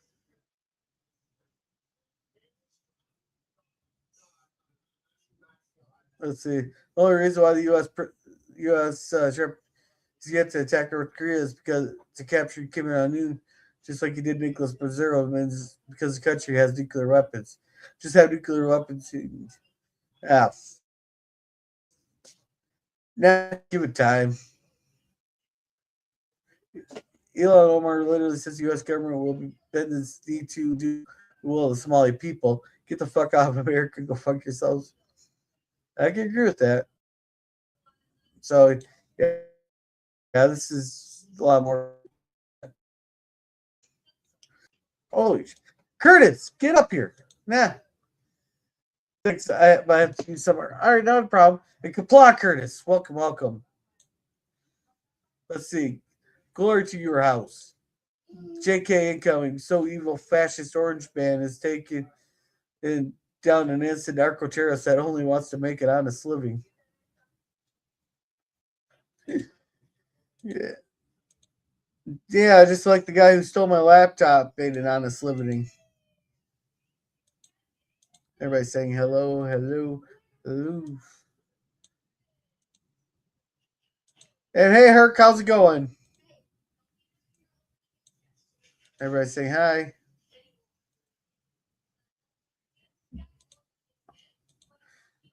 Yeah. So yeah, it's just a lot of the same stuff. Oh, let's see. Let's look at the actual news part.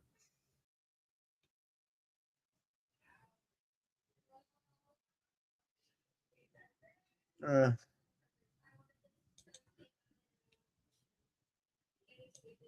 want to know, who do you guys think if they would have told Congress about this? Who do you think would have been the first one to leak it? I bet you it would have been either Mark Kelly or Chuck Schumer.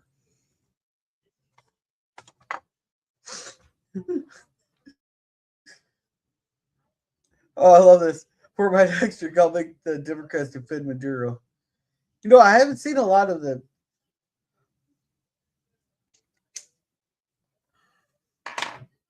The White House is confirming U.S. military operations to clear these drugs. No, they're not. Oh, where was her bitching when Obama bombed a cafe in a fucking country we were not at war with to extrajudicially assassinate a son of a U.S. citizen? He killed a U.S. citizen extrajudicially in a country we're not playing at. I bet you this fucking cunt right here did not say a fucking word.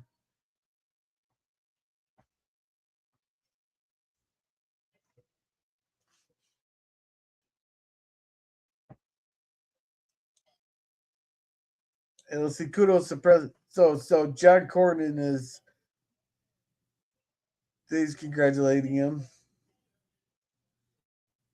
Let's see, not shocked by this. The Bills are kind. The internet remains undefeated.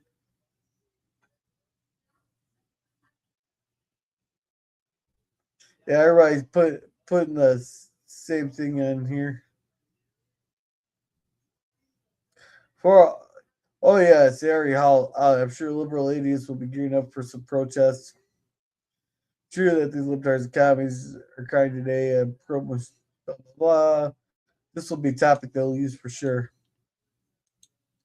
Let's see. Unfortunately, my cold got worse. Double ear infection. Oh, ouch!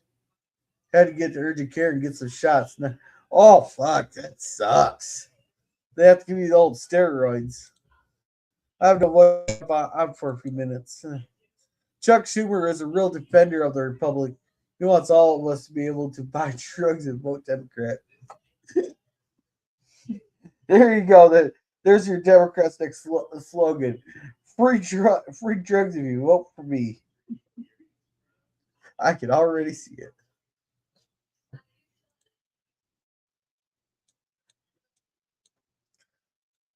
Let's see.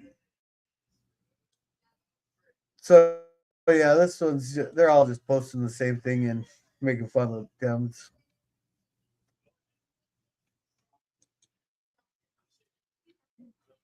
Oh, what is Marco Rubio here? I have speech is truly remarkable. 0 leaks. Blah, blah, blah. I don't think Cuba's next.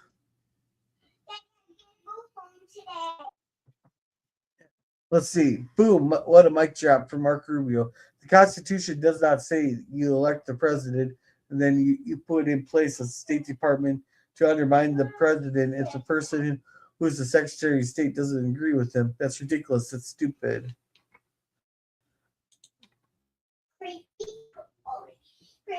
Blah, blah, blah.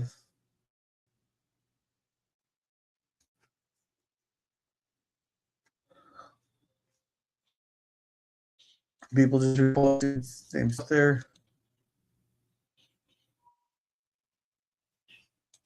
Let's see. The operation went smoothly, but tending to the aftermath is more important. Yeah, this is why I'm not a fan of regime changes because look at Libya became a bigger shithole after we took out Gaddafi.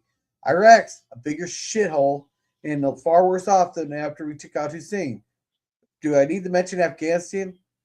Syria, they're executing Christians like crazy. And it's because when we go to do regime change, we try to still impose our will after the regime change there, and those people there don't want it and don't know how to handle it. Versus if we just like, Like all the people in Venezuela celebrating. Now we got to let the Venezuelan people lead to run their own country. We cannot impose our own will on it. And the Bobcat wants up. Where will the Somalis luring centers get their money if the CIA drug money quits flowing? Oh well, you ever notice that there hasn't been much riots there since we stopped the USAID there? And let's stop viewing on X there because there's nothing new coming. And yeah, plus we all know you want to see the big old Bobcat. Yeah. Now don't bite me, you little asshole. Let's see, agree scurvy. Honestly, I'm not either. I don't know that I like this, but then again, if it can slow the flow of drugs into the country down, then it could be good. But we also cannot completely impose our will on Venezuela, because that's just going to lead to another Syria, another Lebanon or Libya, another Iraq, another Afghanistan, and it leads us into our own fucking hemisphere, right in our back door. And people are saying Cuba's next. Now, Trump's biggest thing right now is stemming illegal immigration and stemming the flow of drugs into our country. I'm willing to bet if they're going to do this again, they're going to go after the cartels and the Mexican president. I'm guessing Mexico will be next, if there's a next. Because you got there, I bet you anything he's going to go out. They're going to start doing military strikes on. And for these members of Congress that are bitching that every time Trump does a military operation, they're awfully quiet when fucking Obama was doing it, and when Bush was doing it, and when fucking Clinton was doing it, Biden was doing it, Bush Sr. was doing it, Reagan was doing it, Carter was doing it. Who's that asshole we all forget about? Not Nixon.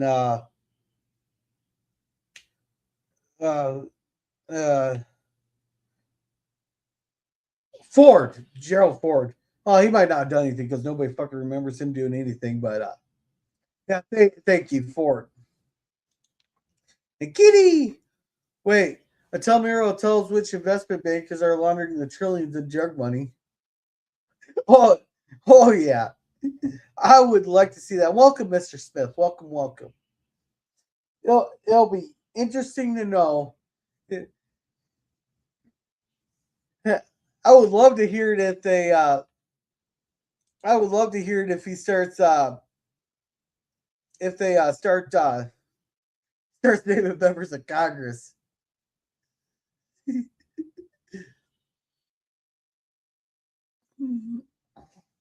And welcome, Ford. And welcome, Moira.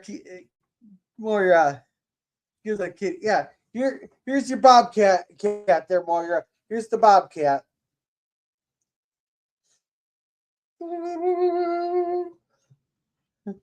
Moira says, I see the New Year's shit show has become. Yeah, but at least it was over less time than it takes me to go to work, so. Let's see. Glory to you and your house, Moira. And which ones are large enough in enough countries you have that much income? Well, I don't think it matters on the size of the country there. I think it matters more on what they can do with it. And hey, Nemesis, here, and hey, Moira. Meow. Meow. I got your Bobcat for you, Moira. Huh? I got your Bobcat for you. Oh, I love the.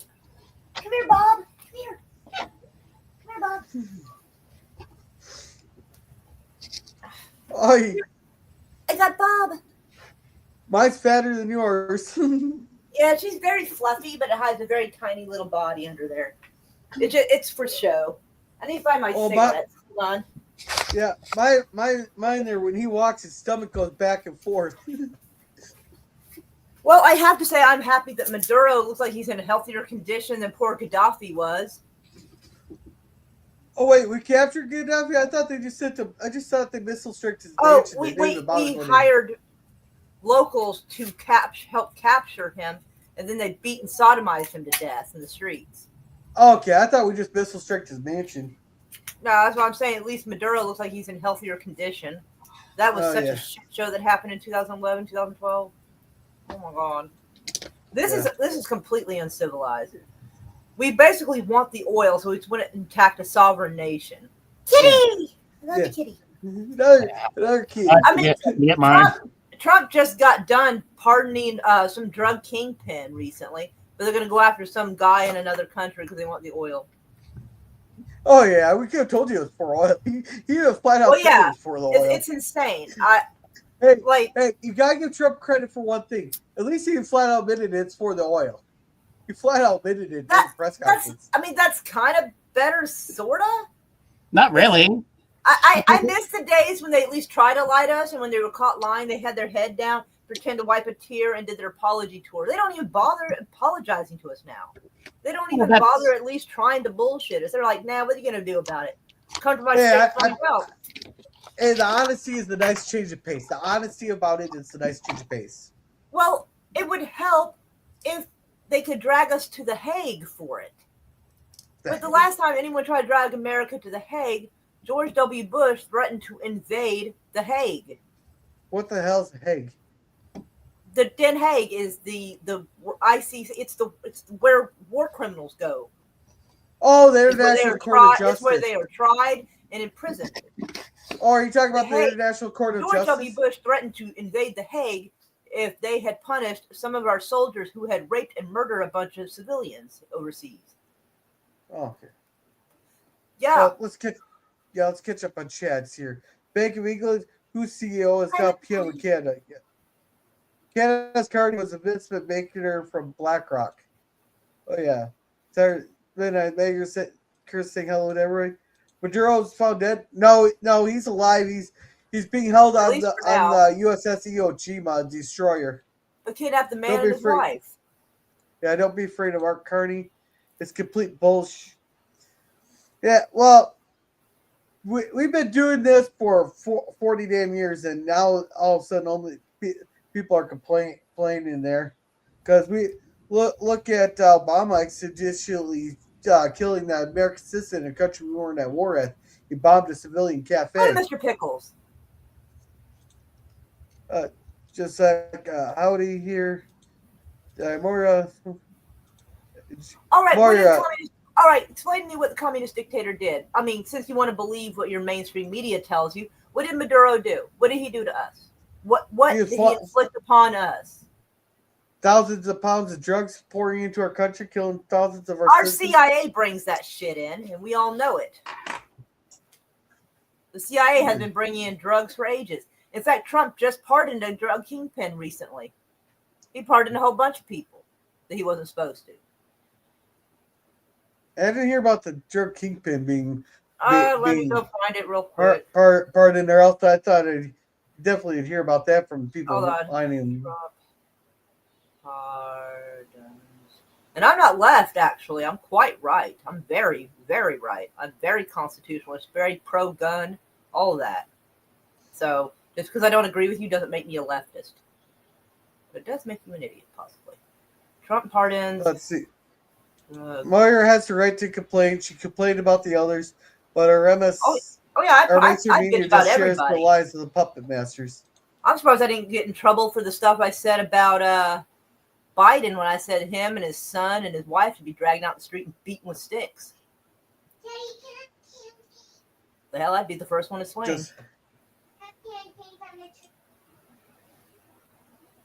All right, in December of 2025, President Trump issued a pardon to former Honduran President Juan Orlando Hernandez, who had been convicted in the U.S. court of drug trafficking and weapons offenses. He had been sentenced to 45 years in prison for his role in a conspiracy that funneled over 400 tons of cocaine into the U.S. This pardon generated significant controversy as prosecutors described Hernandez as the center of one of the largest, most violent drug trafficking conspiracies in the world. What's the source and what did we get in return for pardoning him? Let's see. It contradicts Trump's anti-drug rhetoric. In defense of the decision, Trump administration and its allies, including Roger Stone, framed the case as politically motivated overreach by Biden administration. Hernandez was released from federal prison in early December 2025 following the pardon, though Honduran authorities subsequently issued a separate international arrest warrant for him on unrelated money laundering and fraud charges. It's not really saying what we got in return for this, but BBC's talking about it, USA Today, Congress.gov, Washington Post, BBC, so kind of everybody. Oh, But okay. I don't know what we got in return for it. Yeah. I just didn't want like some random tweet from Right. some I'm not that, putting on the National Enquirer. No. Yeah. The No, I article don't is want right next to Bat Boy found in cave. No. Well, I had someone. Their source was some Twitter account that was a Bangladesh account. Oh wow. That Lord was have their source mercy. of that was their source of information there, but no, okay. Yeah. Congress.gov and a bunch of other shit. I'm pretty sure either we got Not a that, shit ton of Congress tells the truth much, but it's just kind of everybody. either we got like a bunch of names of other people of other fish to go after, or we could have gotten some kind of deals with the Honduran. I don't think President Trump or any of these motherfuckers have a right to do anything to anyone right now until those Epstein files are released. But they'll do anything to take accountability for themselves. Trump was sitting there trying to, and not just Trump, but like a whole bunch of them were trying to say, oh, the files are on Bondi's desk, and then those files aren't real. That's y'all still talking about that? I thought they just did a massive file. A bunch of like redacted shit. It was a bunch of redacted stuff and badly redacted. It's like, so it was redacted in such a way that if you copy and paste all the redactions and put it over onto another thing, you should be able to see everything. So it was awkward, and Trump's name and a whole bunch of other people showed up quite often. I forget who all else was in there, but like I hadn't gotten really into a whole bunch of it because so many fake releases, I didn't bother necessarily messing with it right now. See, that's the problem. You got all the made up shit that's getting mixed in with the real shit. Exactly. Well, that's done on purpose. That's done on purpose. So that way we don't know what's real and what's not. But the fact that we were promised a release and then they have played us the whole time, and the Speaker of the House has helped with this. And he's a little fucking weirdo. Mike Johnson, he's a little weirdo. I knew he was a weirdo from the day I first saw him, because when he came out of nowhere and got put in as Speaker of the House, I had never seen Nancy Pelosi going so fucking happy and patted him on the shoulder as he walked by. Dude, if she's happy to see you, something is wrong. And let's see. Mr. Smith says, can't wait for Maduro to tell which investment bankers are laundering the trillions of dollars for drug money to the system. I bet it'll be another tentacle of the Epstein blackmail criminals. Oh, I'm sure he'll be suicided in jail. He'll be suicided in jail, and they'll put in some American Zionist fucking puppet leader into that country to do as we tell them. Yeah. Well, I wouldn't say Zionist, but that's who pulls our strings. That's who pulls our strings now. Well, we're the ones that put Zelensky in place in Ukraine, and they'll probably do the same thing in there to Venezuela. But did you not see Venezuela's people? Do you not see who Zelensky? I still say this. He's gone over there and kissed Netanyahu's ass multiple times. He goes up to that weird ass wailing wall, humping it and shit, just like everybody else does. The problem is our politicians have loyalty to everybody but us. Oh yeah, I could have told you that. We Well, should not have foreign. That's an issue. Now, if it was Ireland or Scotland or fucking Greenland, I would say the same shit about them if that was the case. But it's not who that is. Yeah, yeah, and he's on the USS Iwo Jima there. We'll see what happens. See, I still say we shouldn't have foreign-born people in our members of Congress there because Ilhan Omar flat out said she has her loyalties to Somalia. No dual citizenship by anybody for anywhere at all. Yeah, in fact, no foreign money should be going to our politicians at all. There should be no lobbies. Well, Ilhan Omar flat out said that her loyalty to Somalia. Fucking well, that's a fucking problem. Rashida Tlaib I like her stance with as far as APAC is concerned, but I don't know if she's a whole lot better if her loyalties are somewhere else as well. Oh, she's at the center of all this fraud that's going on in Minnesota, the $18 billion worth. I am a little confused about that because half of the people are acting like that's a new thing, and then the other half are showing documentation saying that's been under investigation since like 2019 or 20, and it's like, well, nothing's fucking happened with it, has it? If that's still under investigation. Well, all the person that's getting the kickbacks from all this fraud there is the one in charge of appointing the person who's in charge of investigating the fraud. And then these Democrats, even though a lot of these people were found guilty by a jury of their peers, the judge has overturned the jury's rulings or findings. Oh, I would love to see that judge's financials. Like, let's see Which that one? motherfucker's bank accounts. I want to see what's been going in there. Which one? It's been multiple judges. All of them. Fuck them. Drag them all Democrats. out. Drag them all out into the street, chained together, and fucking let's look at their financials. Yeah. I don't care Well, what party they belong to. Fuck them. You know what I mean? Yeah. I don't give a damn. Yeah. And sometimes you have to gather irrefutable truth before you out the criminals. Yeah. I really feel like we should have done something a little different than, fucking. Oh no, poor Nemesis lost internet. I'm sorry. I was afraid I had run them off.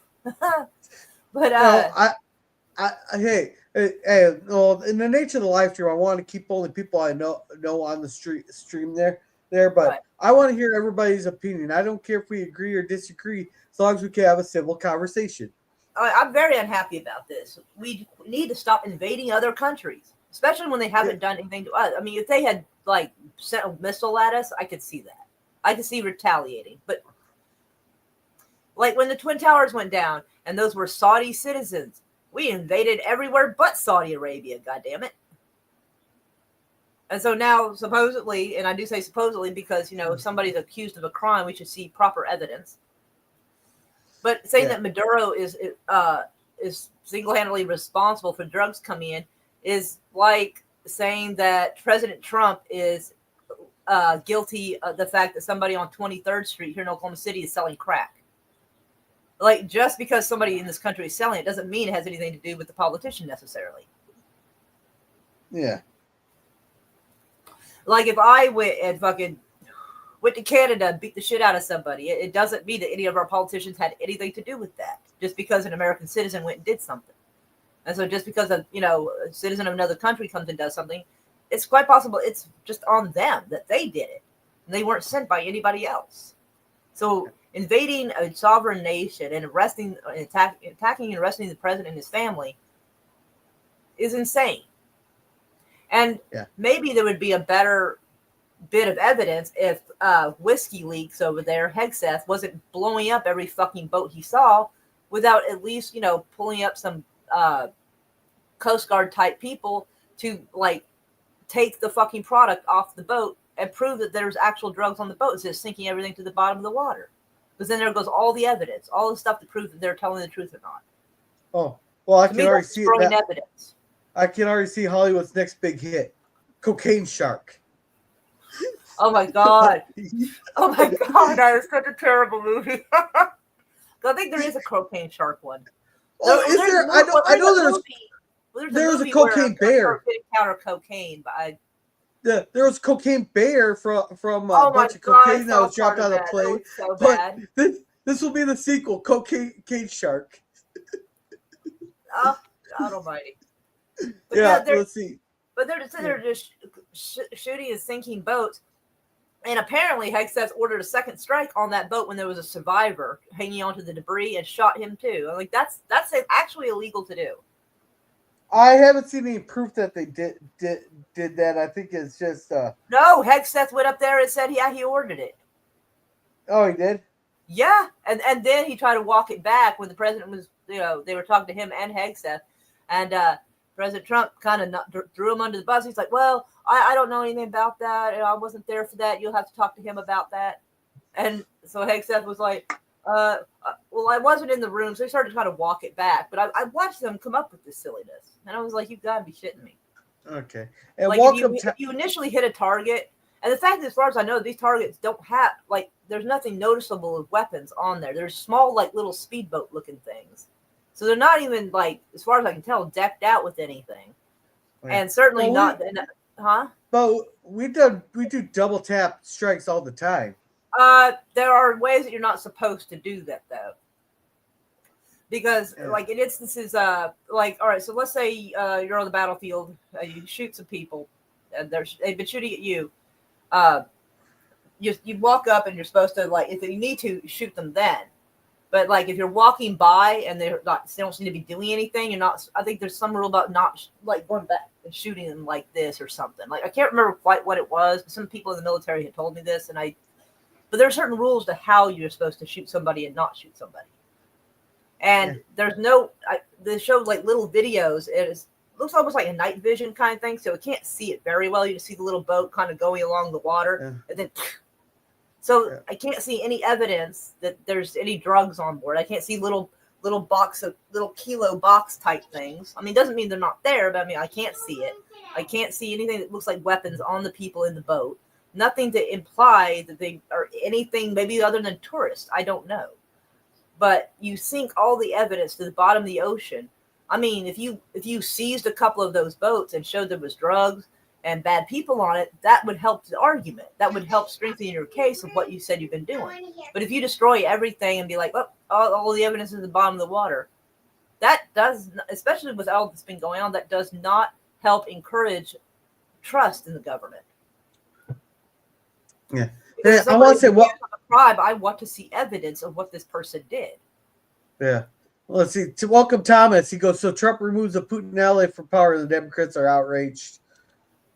Well, the problem with the outrage, like, Warriors bitched about every president and all this shit for everybody decades since here. Kennedy. Everybody since Kennedy, and actually, I might low key kind of feel bad about, because I think Nixon might have been kind of harangued into it. But everybody after that was absolute shit show. The Iran-Contra bullshit, the fact that we armed Al-Qaeda we created Al-Qaeda, armed them, and then sent them to Afghanistan to run out the Soviets, and then we left them there, armed and trained, and it just left a shit show all after that. Yeah, I hate everybody. The problem is people are always bitching what side that's here. I don't agree with it. I want to see it played out. This is the side we're dealing with right now. When Biden was in, I was talking about how his entire fucking empire ought to be beaten with sticks and possibly shot. No, but but when, like, Obama was doing shit, all these people that are bitching about this year, they're silent. Fuck Obama too. He's drone striked more people than any other Nobel Peace Prize winner ever. Fuck that guy too. Fuck him in his ear and his wife. Yeah. Then let's see. And Hillary. Fuck all of them. Oh, Nemesis. Yeah. Sorry to hear you lost the internet, Nemesis. Let's see. 2023 Cocaine Shark and action movie star. Oh, someone beat us. I told you I thought there was. Guess what I'm watching today? I was just let's see, military. Let's see. Oh, and Herc was in the military, so he could tell you this. They would tell you law of armed conflict. He was talking about when I was talking about whether or not you can, okay. The boats are tracked from launch. Oh, boats. I'm sorry, I read that wrong. I haven't had coffee yet. I'm sorry. Boats are tracked from launch, and they are listening to phone conversations. They know who is on board. They know where the boats have on them, and the intel of those boats are excellent. But we're trusting a government. I'm still having issues with trusting any government. Absolute power corrupts absolutely. It doesn't matter who's in office. The double tap happened when the crew continuously coordinated a pickup transfer as much product as possible. No, it showed the boat going along the water by itself. It got hit, and then the drone was told to come back and hit him again when there was like one or two people holding onto debris that had survived the initial attack. I mean, they showed this on television from the White House or whoever. The Department of War. Obama ordered a strike on U.S.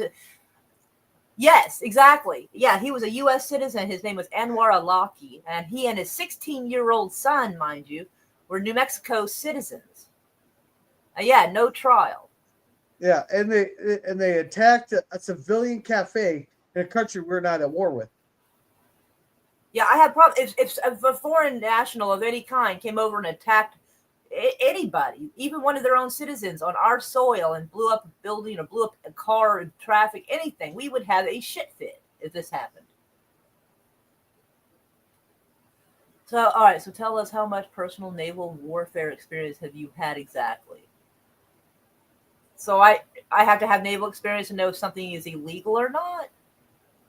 That's wild. So if I complain that someone stole my car, they're like, well, are you a lawyer? Is that the argument I'm going to get? Like, come on now. Well, we got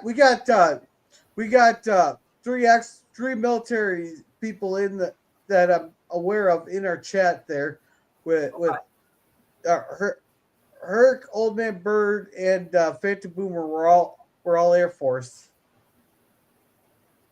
So they could tell us.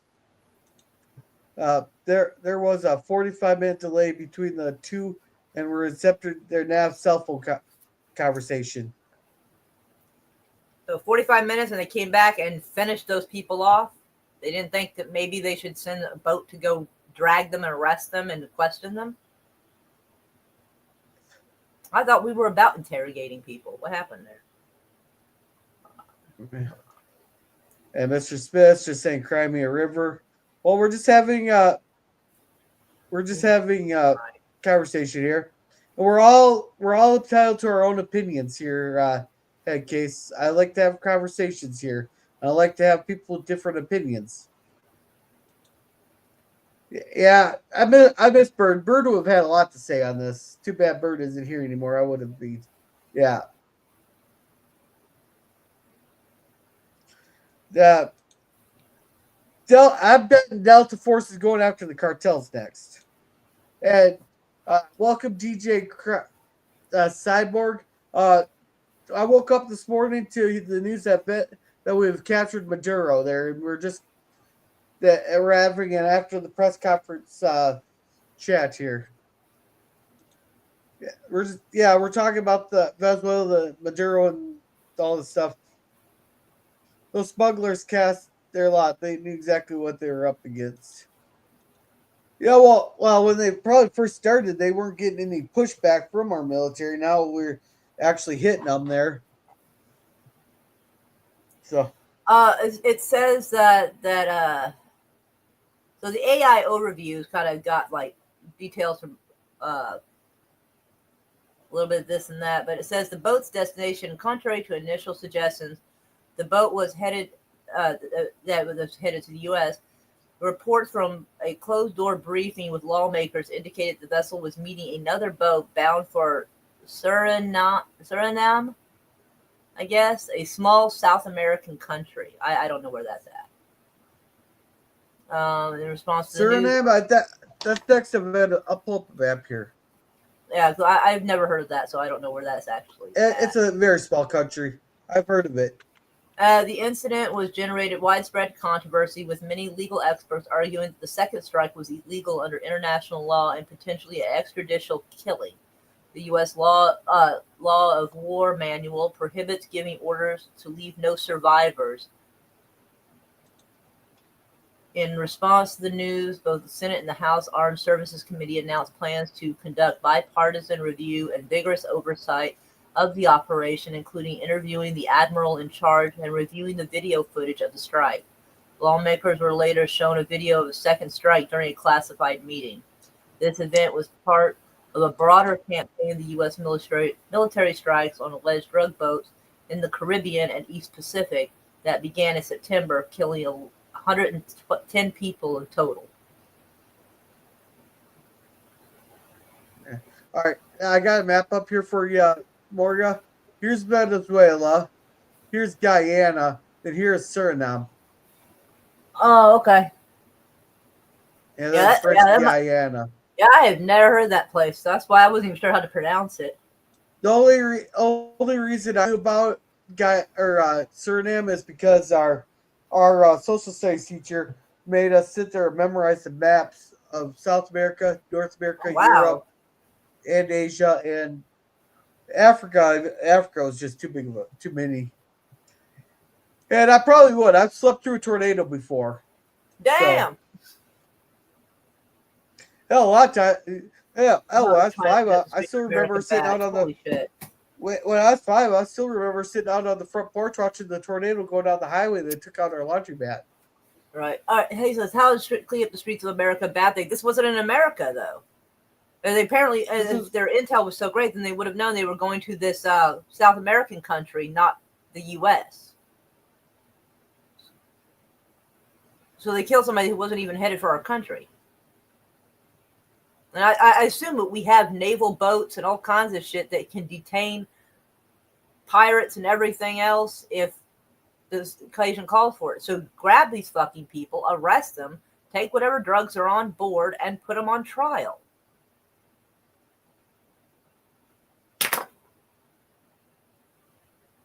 Yeah. I can really feel like if Obama was doing this or Biden, everybody would feel differently about this. If it's illegal for one, it's illegal for either. Yeah. And Obama did do illegal shit, and he should have been charged. He should have been thrown in prison or executed, especially since Obama and Hillary had a whole lot to do with, 4 of our Navy SEALs and our American ambassador named Stevens being killed in Libya. They should have been executed. Yeah, a head case or a heat. Is it heat case or head case? I think it's head case. Head case. I'm going to guess that it's head case, but I'm not 100% certain. I think so. It makes sense because I've never heard of the heat case. But yeah, there are so many presidents and leaders that should have been executed or tried for treason and everything else that they've done, and that's just in my lifetime. Hey, I got some more breaking news. This is my first live stream that I've had 1,000 views while live. Oh shit! Nice. Yeah. That is so cool. I love it. Yeah.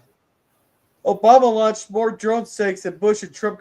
Oh yeah, we mentioned that theory. Fuck Obama for doing that. Absolutely. Like, don't get me wrong. Like, just because I talk shit about one side doesn't mean I like the other side. Yeah, I'm no fan. I was no fan of that extrajudicial strike in a country we're not war with that, But I have no problem with drone strikes as long as there's a legitimate reason to have. Right, if it's legitimate, exactly. And I feel like the threat has to be immediate. Well, I think it's more. People on some little shitty ass boat that may or may not have guns and drugs is not. Well, those are. They're not even coming to the U.S. It's not to say they weren't going to that South American country and then from there might be going to the U.S. That's possible. Oh, that's why we have the Coast Guard. That's why we have naval ships with weapons guarding our waters. That's why we have them. Well, I would say those are shitty boats because the motors on those alone cost more than my house. Hold on. And these it is. Tiny ass, raggedy little boats. They look like some refugee boats or something with a bunch. The boat. Look at the motors on them. Those well, unfortunately, they don't show the footage of that. Well, this one might. Let me see. Yeah, but those motors on those boats cost more than my house. And guess it was head case in gaps of take, Seth. Drone strikes and direct action strikes are similar in desired ends. State just not in execution. So you see what we saw with. Let me see if I can go to images and find this. Yeah, these are like some very small little boats that are going along, but I can't really see. They don't show the footage close enough to see the motors. Here. So it kind of makes it difficult to see. Here's one's a little clearer, and it looks a little fancier. Like, that one looks like it could be a little fancier, but you can't hardly see anything on it. Oh, I'm trying to hold it properly there. Yeah, there's one, and it doesn't look that deep, so it doesn't look like it's got a whole arsenal hidden or anything. It looks like a pretty shallow little boat that goes really fast. So these are like the different boats they've blown up. So, and then none of them look that ferocious. I mean, some look like they're kind of fast, but I'm not really an expert in motorboats. So, no, these things are big. They're very shallow boats. This particular one doesn't look like there's hardly anything on the boat. Like there's like a couple of people there and very little. I can see a lot of the floor. There doesn't seem to be a lot of products on there or items in general. No, those are boards covering the drugs. I mean, I guess it's possible, but again, this doesn't look very deep. But the point is, though, they're shallow. If they know that we're doubting them, they should do a little more to try to show us that they're telling the truth. But if they're sitting there protecting a bunch of pedophiles, then why should I believe anything they say if they're busy protecting child rapers? The thing with the drug boats are they're shallow boats with very powerful motors meant for speed to evade our Coast Guard ships, because our Coast Guard ships are very slow. Yeah, but they shoot very fast. Yeah, but the problem is getting them within range of these boats with our Coast Guard ships. And let's see, drone strikes and direct action strikes are similar in desired end state. They are not in execution. Thus, you see what you saw with Maduro. And welcome, Sci-Fi. I think it's wild they can arrest Maduro, but they can't like arrest somebody off a boat and see if they're trafficking or not. Well, the boats are very fast to be able to land the people on them. And you could shoot the back of their boat, and any survivors drag them aboard and interrogate. Yeah. And let's see, Sci-Fi Sit-Dan here says, hello there, girls, random thoughts. Welcome to Sci-Fi Sit-Dan. Welcome. I used to watch Venezuela TV and even brief Venezuelan military before Hugo Chavez ruined everything, later Maduro. Thank you to the American military and President Trump's administration. Yeah. A lot of people in Venezuela are celebrating that Maduro's gone, though. Finally. But Maduro has done nothing to us. I remember when people celebrated Gaddafi being killed, and like Gaddafi hadn't fucked with us since the 1970s.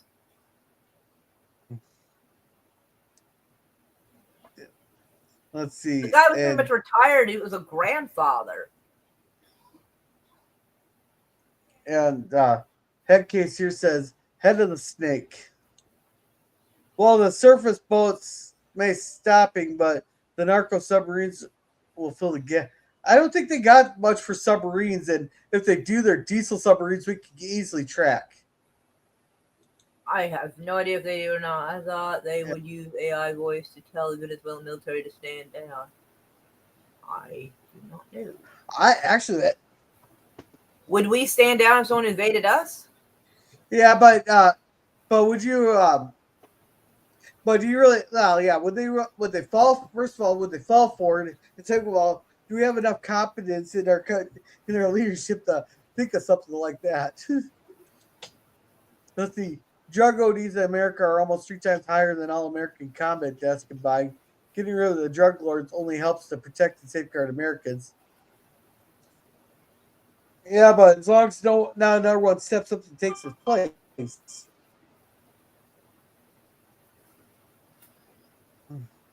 There. Let's see. Thomas says, I was in Venezuela on a cruise in 2002. Nice.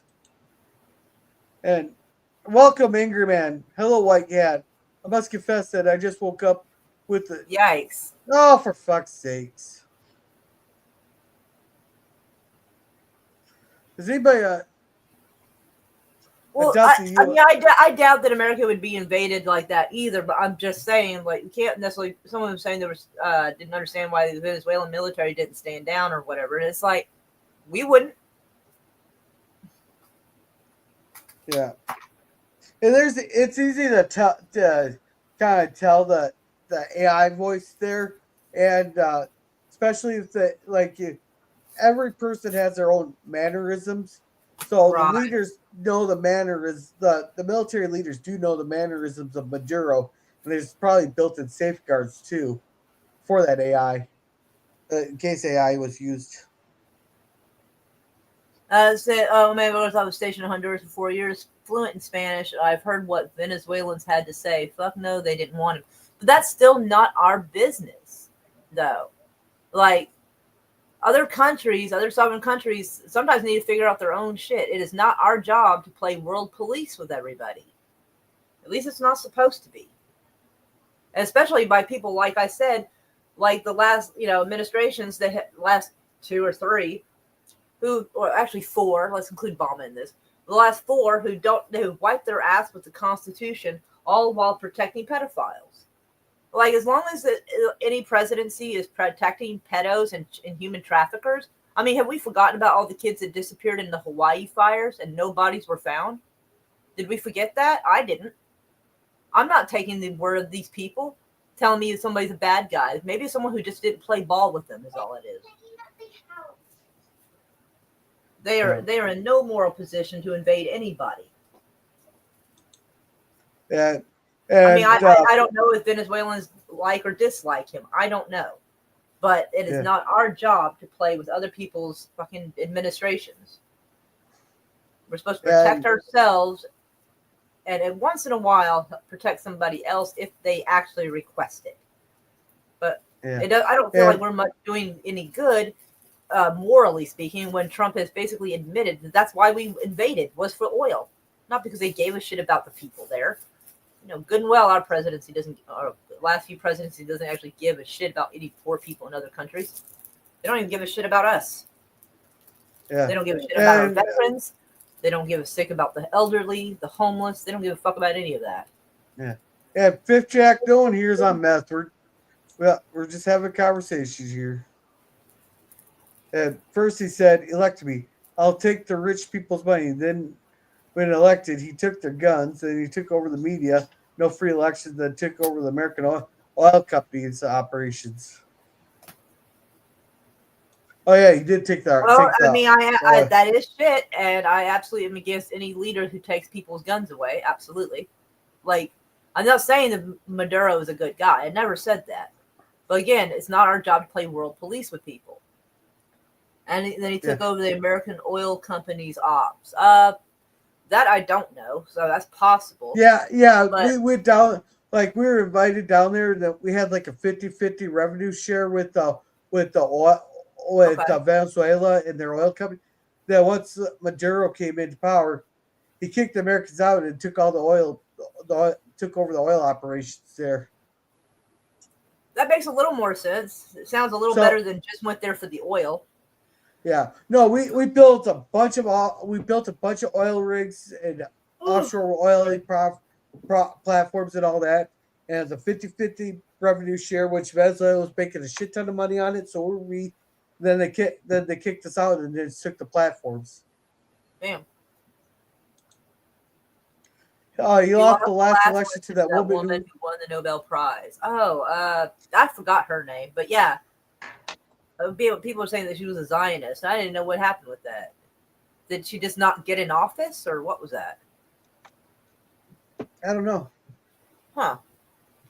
So I sort of forgot about her. Well, people were saying it was all rigged and all that. I never looked into it too much there. I only check out kind of other countries' shit if it seems like it has something to do with ours. Yeah. So yeah, if he did lose the election and just wouldn't advocate, I see that as a problem. Yes, again, it's still stuck somewhere between letting the Venezuelan people handle their shit and just set the building on fire and drag dude out themselves, and us interfering. So again, I'm more Ron Paul on the whole, like, not getting our nose into other people's shit as much as I can. Yeah. Then he created a second Congress banned by his people and then he kicked out the judiciary. Well, that definitely sounds like a problem. Like, I'm not, like I said, I never said Maduro was a good guy. I'm not rooting for Maduro, but I want us to handle and conduct ourselves as we're supposed to be and behave ourselves. He declared that Mikado, the woman, was not allowed to run because she was a traitor. Well, see that, yeah. I mean, yeah, our country does that shit too, saying if somebody's a traitor because they don't want to lose or whatever. Well, Yeah. honestly, I don't think our country is much better in a lot of ways. Yeah, she only lived. Interests. Yeah, apparently he said she only lived because she hid. Well, she was still going on air in that because she dedicated her Nobel Peace Prize to Trump. She is partly right. And it's they defend the U.S. and its interests. Well, it comes down to geopolitics. Yeah, and they want to show strength to tell own enemies to not majority interfere with our own geopolitics backyard. A lot of countries didn't recognize him as a legitimate president. Well, we didn't. European didn't. I don't think. I'm not sure about Canada there, but I think a lot of that was also kind of like at our direction going, hey, we don't recognize him. You shouldn't either. Because the United States has a lot of pull in what other countries can say and do. Yeah, okay, so I looked it up and it said that BBC on July 29th of 2024 said that Maduro had won the Venezuelan election according to partial results announced. Let's see. Then it says January 10, 2025, Venezuelan Nicolás Maduro sworn in despite credible evidence that he lost. So yeah, apparently there was a whole bunch of shit going on. They hadn't really been, I mean, I guess they have been talking about it. I just didn't see it. So yeah, obviously that's not cool.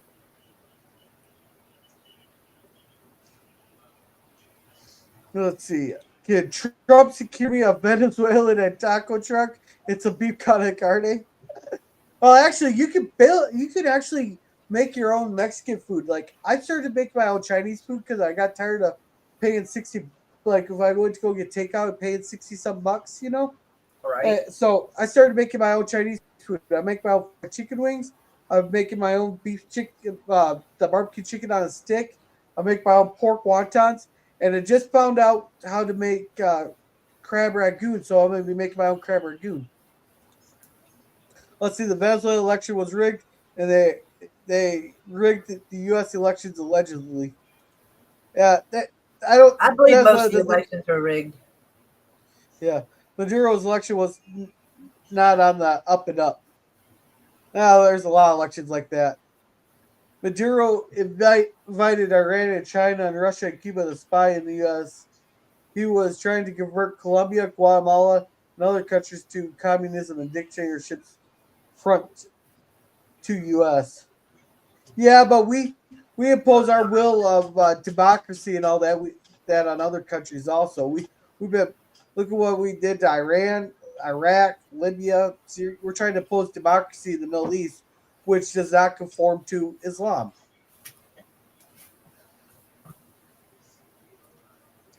And honestly, a lot of the shit going on in the Middle East wouldn't have happened if we hadn't interfered for such a long time and allowed it. I blame mostly the French and the British for that because after the British definitely. The French not as much, but the British had their hand in it just as much as we did. Yes, what it was is either after World War I or World War II that Britain and France had split up the Middle East there. Oh yeah, they chopped it to pieces. Absolutely. Then when they turned it in, yeah, no. It looks like you and I are in the same house.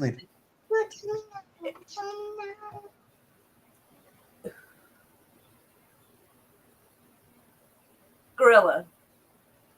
Oh, you're muted. That?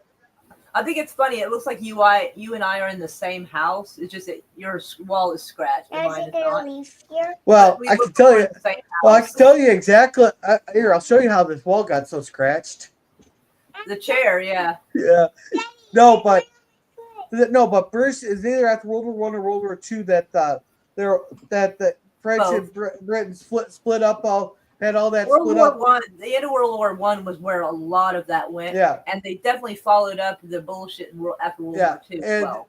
And the lines were drawn geography, not culturally or tribally. Exactly. That's where a lot of the problems line up.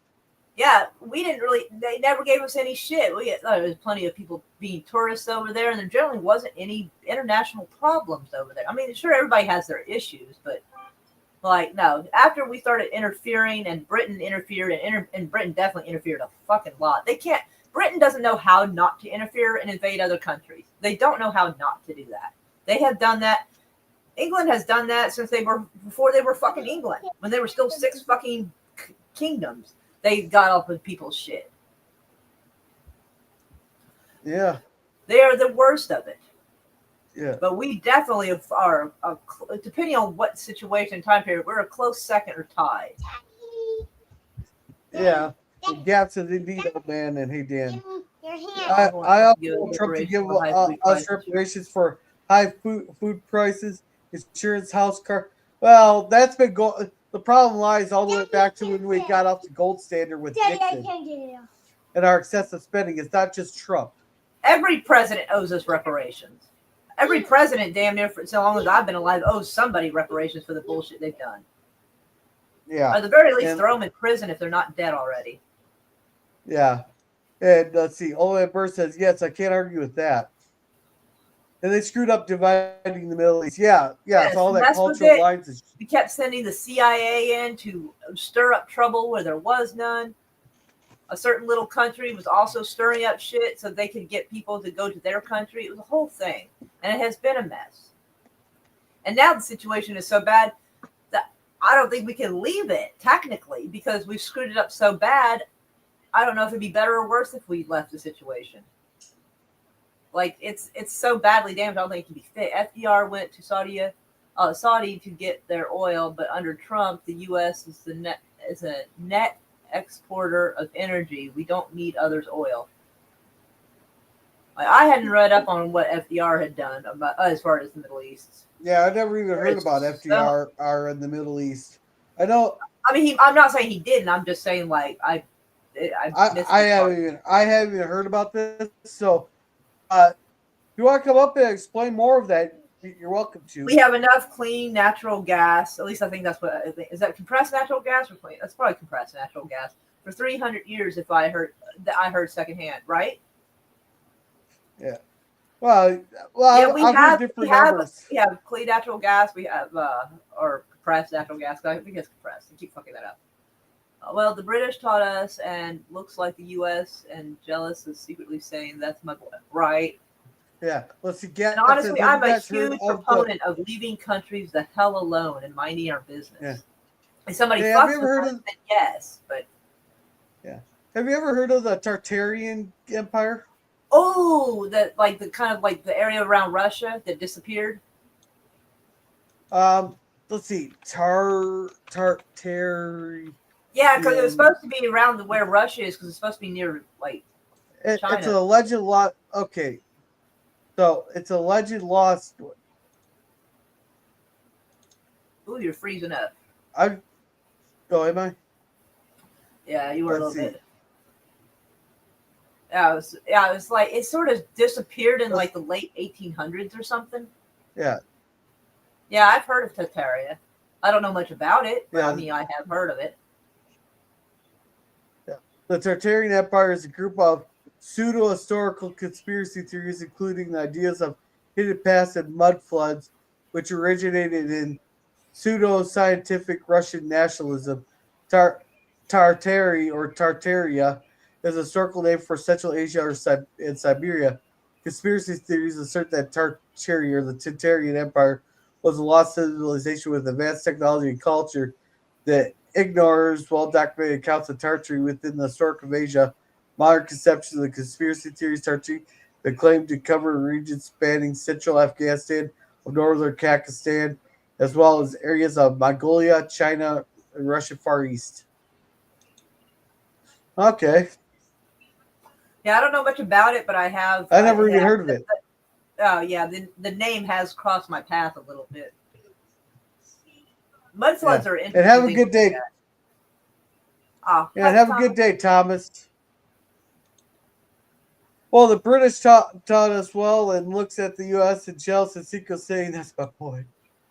I have great respect for you, Warrior-Eyed Gorilla, and much of the chat.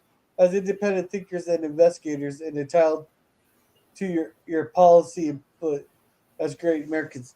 Yeah, well, yeah, we need to have conversations where we disagree and all that, and still have the same respect there. There's some people, I like them as a person, but when they start talking politics, and all I get, and I try to have a conversation with them, and all I get is eye rolls.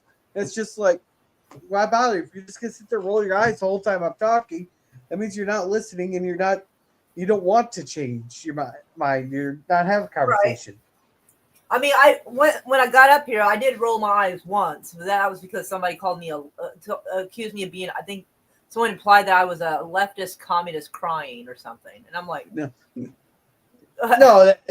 No, well, I'm not talking. I'm not they talking only about thought I that. was on. Well, I think it's because they only thought I was on Maduro's side, and I'm like, I'm No, not necessarily on Maduro's side. I'm on the side of the Constitution and how we're No, supposed to conduct ourselves. I'll give a perfect example. We're having a politics discussion there, and I asked everybody on the panel, say something nice about the opposite side of what you voted for. And the first thing they did was just go, and they did it obnoxiously, making sure I noticed. Like, I was like, what's wrong with that? I'm a Republican, but right now I have a hard time thinking of anything good to say. Right now, I have to admit. Yeah. No, but what I'm saying is they just had to say something nice. They just rolled their. Oh, hold on. How come they're keeping Antarctica secret? Oh, yes, because a bunch of countries have sort of laid claim to it, but nobody's allowed to visit it. And there is talk there is some kind of underground bunker or some kind of station there that might have been put there by the Nazis and has a bunch of technology, or it could be alien. That's a possibility, or both.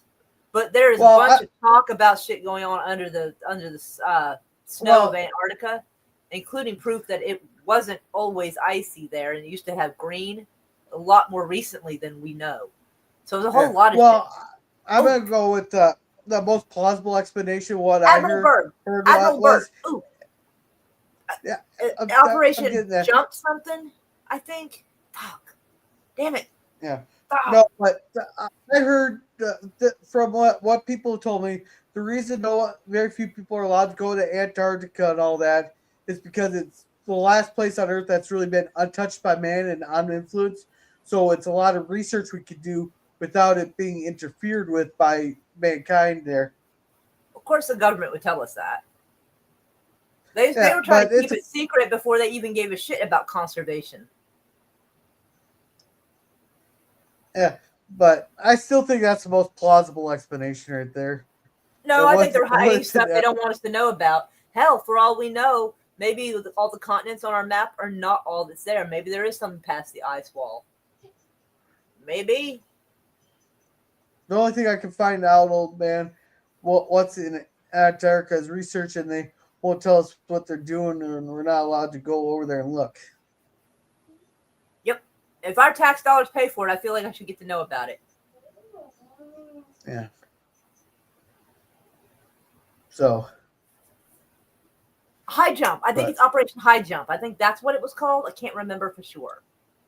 But there's an Admiral Byrd, and he said he saw all kinds, like past the ice and snow, there was like, big animals and green forests and all kinds of shit. And that was like in the 1940s or something, or 50s, I think. And I think it's Bird spelled with a Y instead of an I. If anybody wants to Google that, I think that's what that is. But I think it was Operation High Jump or something. Yeah. If it's as cold as they say, they can have it. Right. Oh man, Bird, the average temperature in Antarctica is a Tuesday for us. Well, like, according to what Admiral Byrd said, after you get past the ice and snow, it's a bunch of lush green area. And then I think something suspicious happened to him. Oh, a lot of suspicious stuff happens to a lot of people. Well, that's true. Look at Operation High Jump. That is, I was right. Oh, yes. Oh, sorry. Yeah. And old man Bird's laughing his ass off. It is called Operation. How to get my little happy dance. Yeah. I mean, I guess I should have just Googled it, and I would have been sure I was correct. Yeah. My next mission would be called Operation Taco Tuesday. That sounds familiar. That actually sounds familiar. Hey. Is there an operation called that? Trump. If you happen to be listening to this, when you go invade the cartels and take out the Mexican leader there, it better be called Operation Taco Tuesday. I'll expect That would be nothing less. fucked up. That would be so fucked up.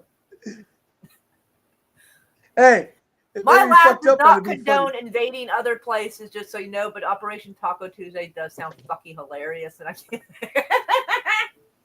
You know, that'd be funny if like some of these one of these Mexican restaurants and all that, they like had like a special called Operation Taco Tuesday. I think that'd be fucking hilarious. That would be so inappropriate. Hey, my old boss on the air there when I worked at the Mexican restaurant there, he would have laughed and done it. He would have done it.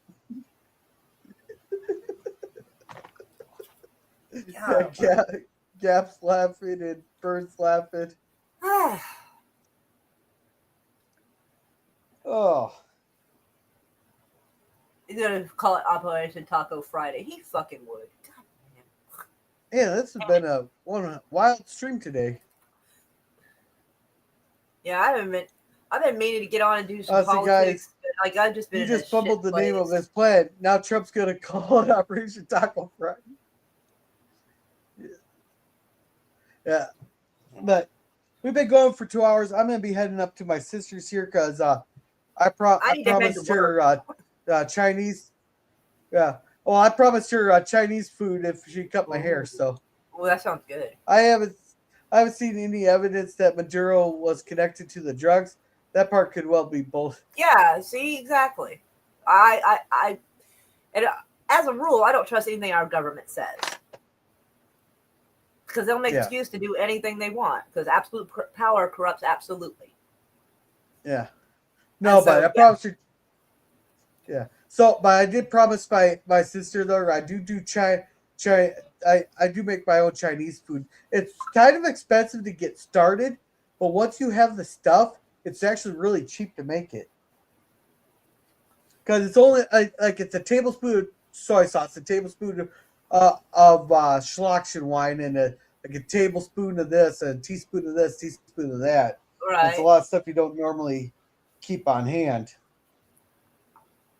I think I might actually. I have a seasoning cabinet that make every like white person faint. Yeah. So, but I think this is a good place to wrap it up. We've been going for 2.5 hours. So, Moira, what do you got going on? I do not have much of anything going on. I've been working so much lately and being kind of just out of the rhythm of YouTube that like I have like 4 movies I've been meaning to show people and I haven't. And I have like 10 articles I've been meaning to show people and I just haven't done it. So I don't know if I have anything going on, honestly. I think I've become so disillusioned, yelling at being an old man yelling at the clouds about everything. And I'm just like, And just but it's all you want. Eugene Bird, you're the king. Super chats making our cigars sing. Lighting the lounge, keep it free. You're the sugar daddy of the real love. Thank you, Eugene. You're the best, better than all the rest. With every puff, we raise a cheer. Eugene Bird, our hero here.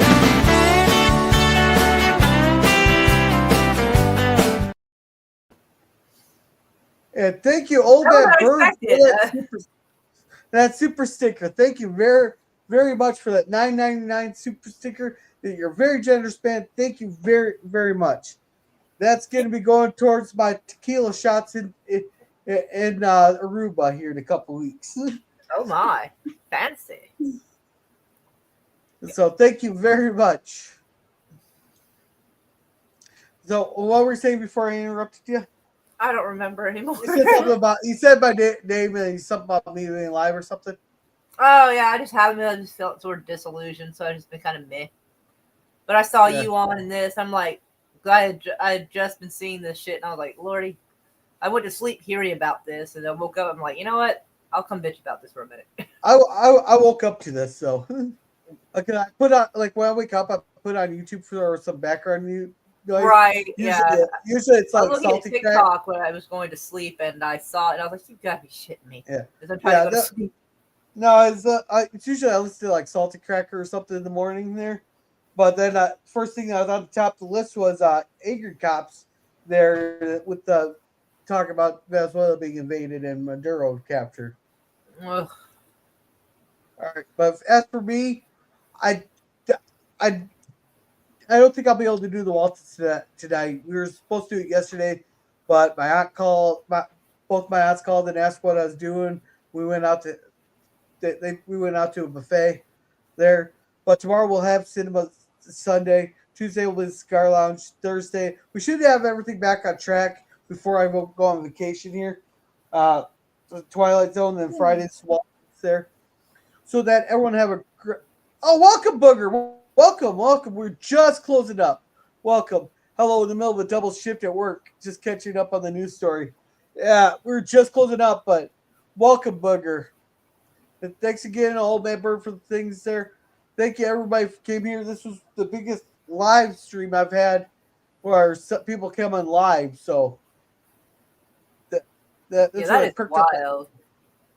So thank you, everybody. And should we go out on Mario, pick? Should we go out on United We Roar or Roar Gratitude? Oh God, I don't know. What? I'm sorry, I don't know. The first one?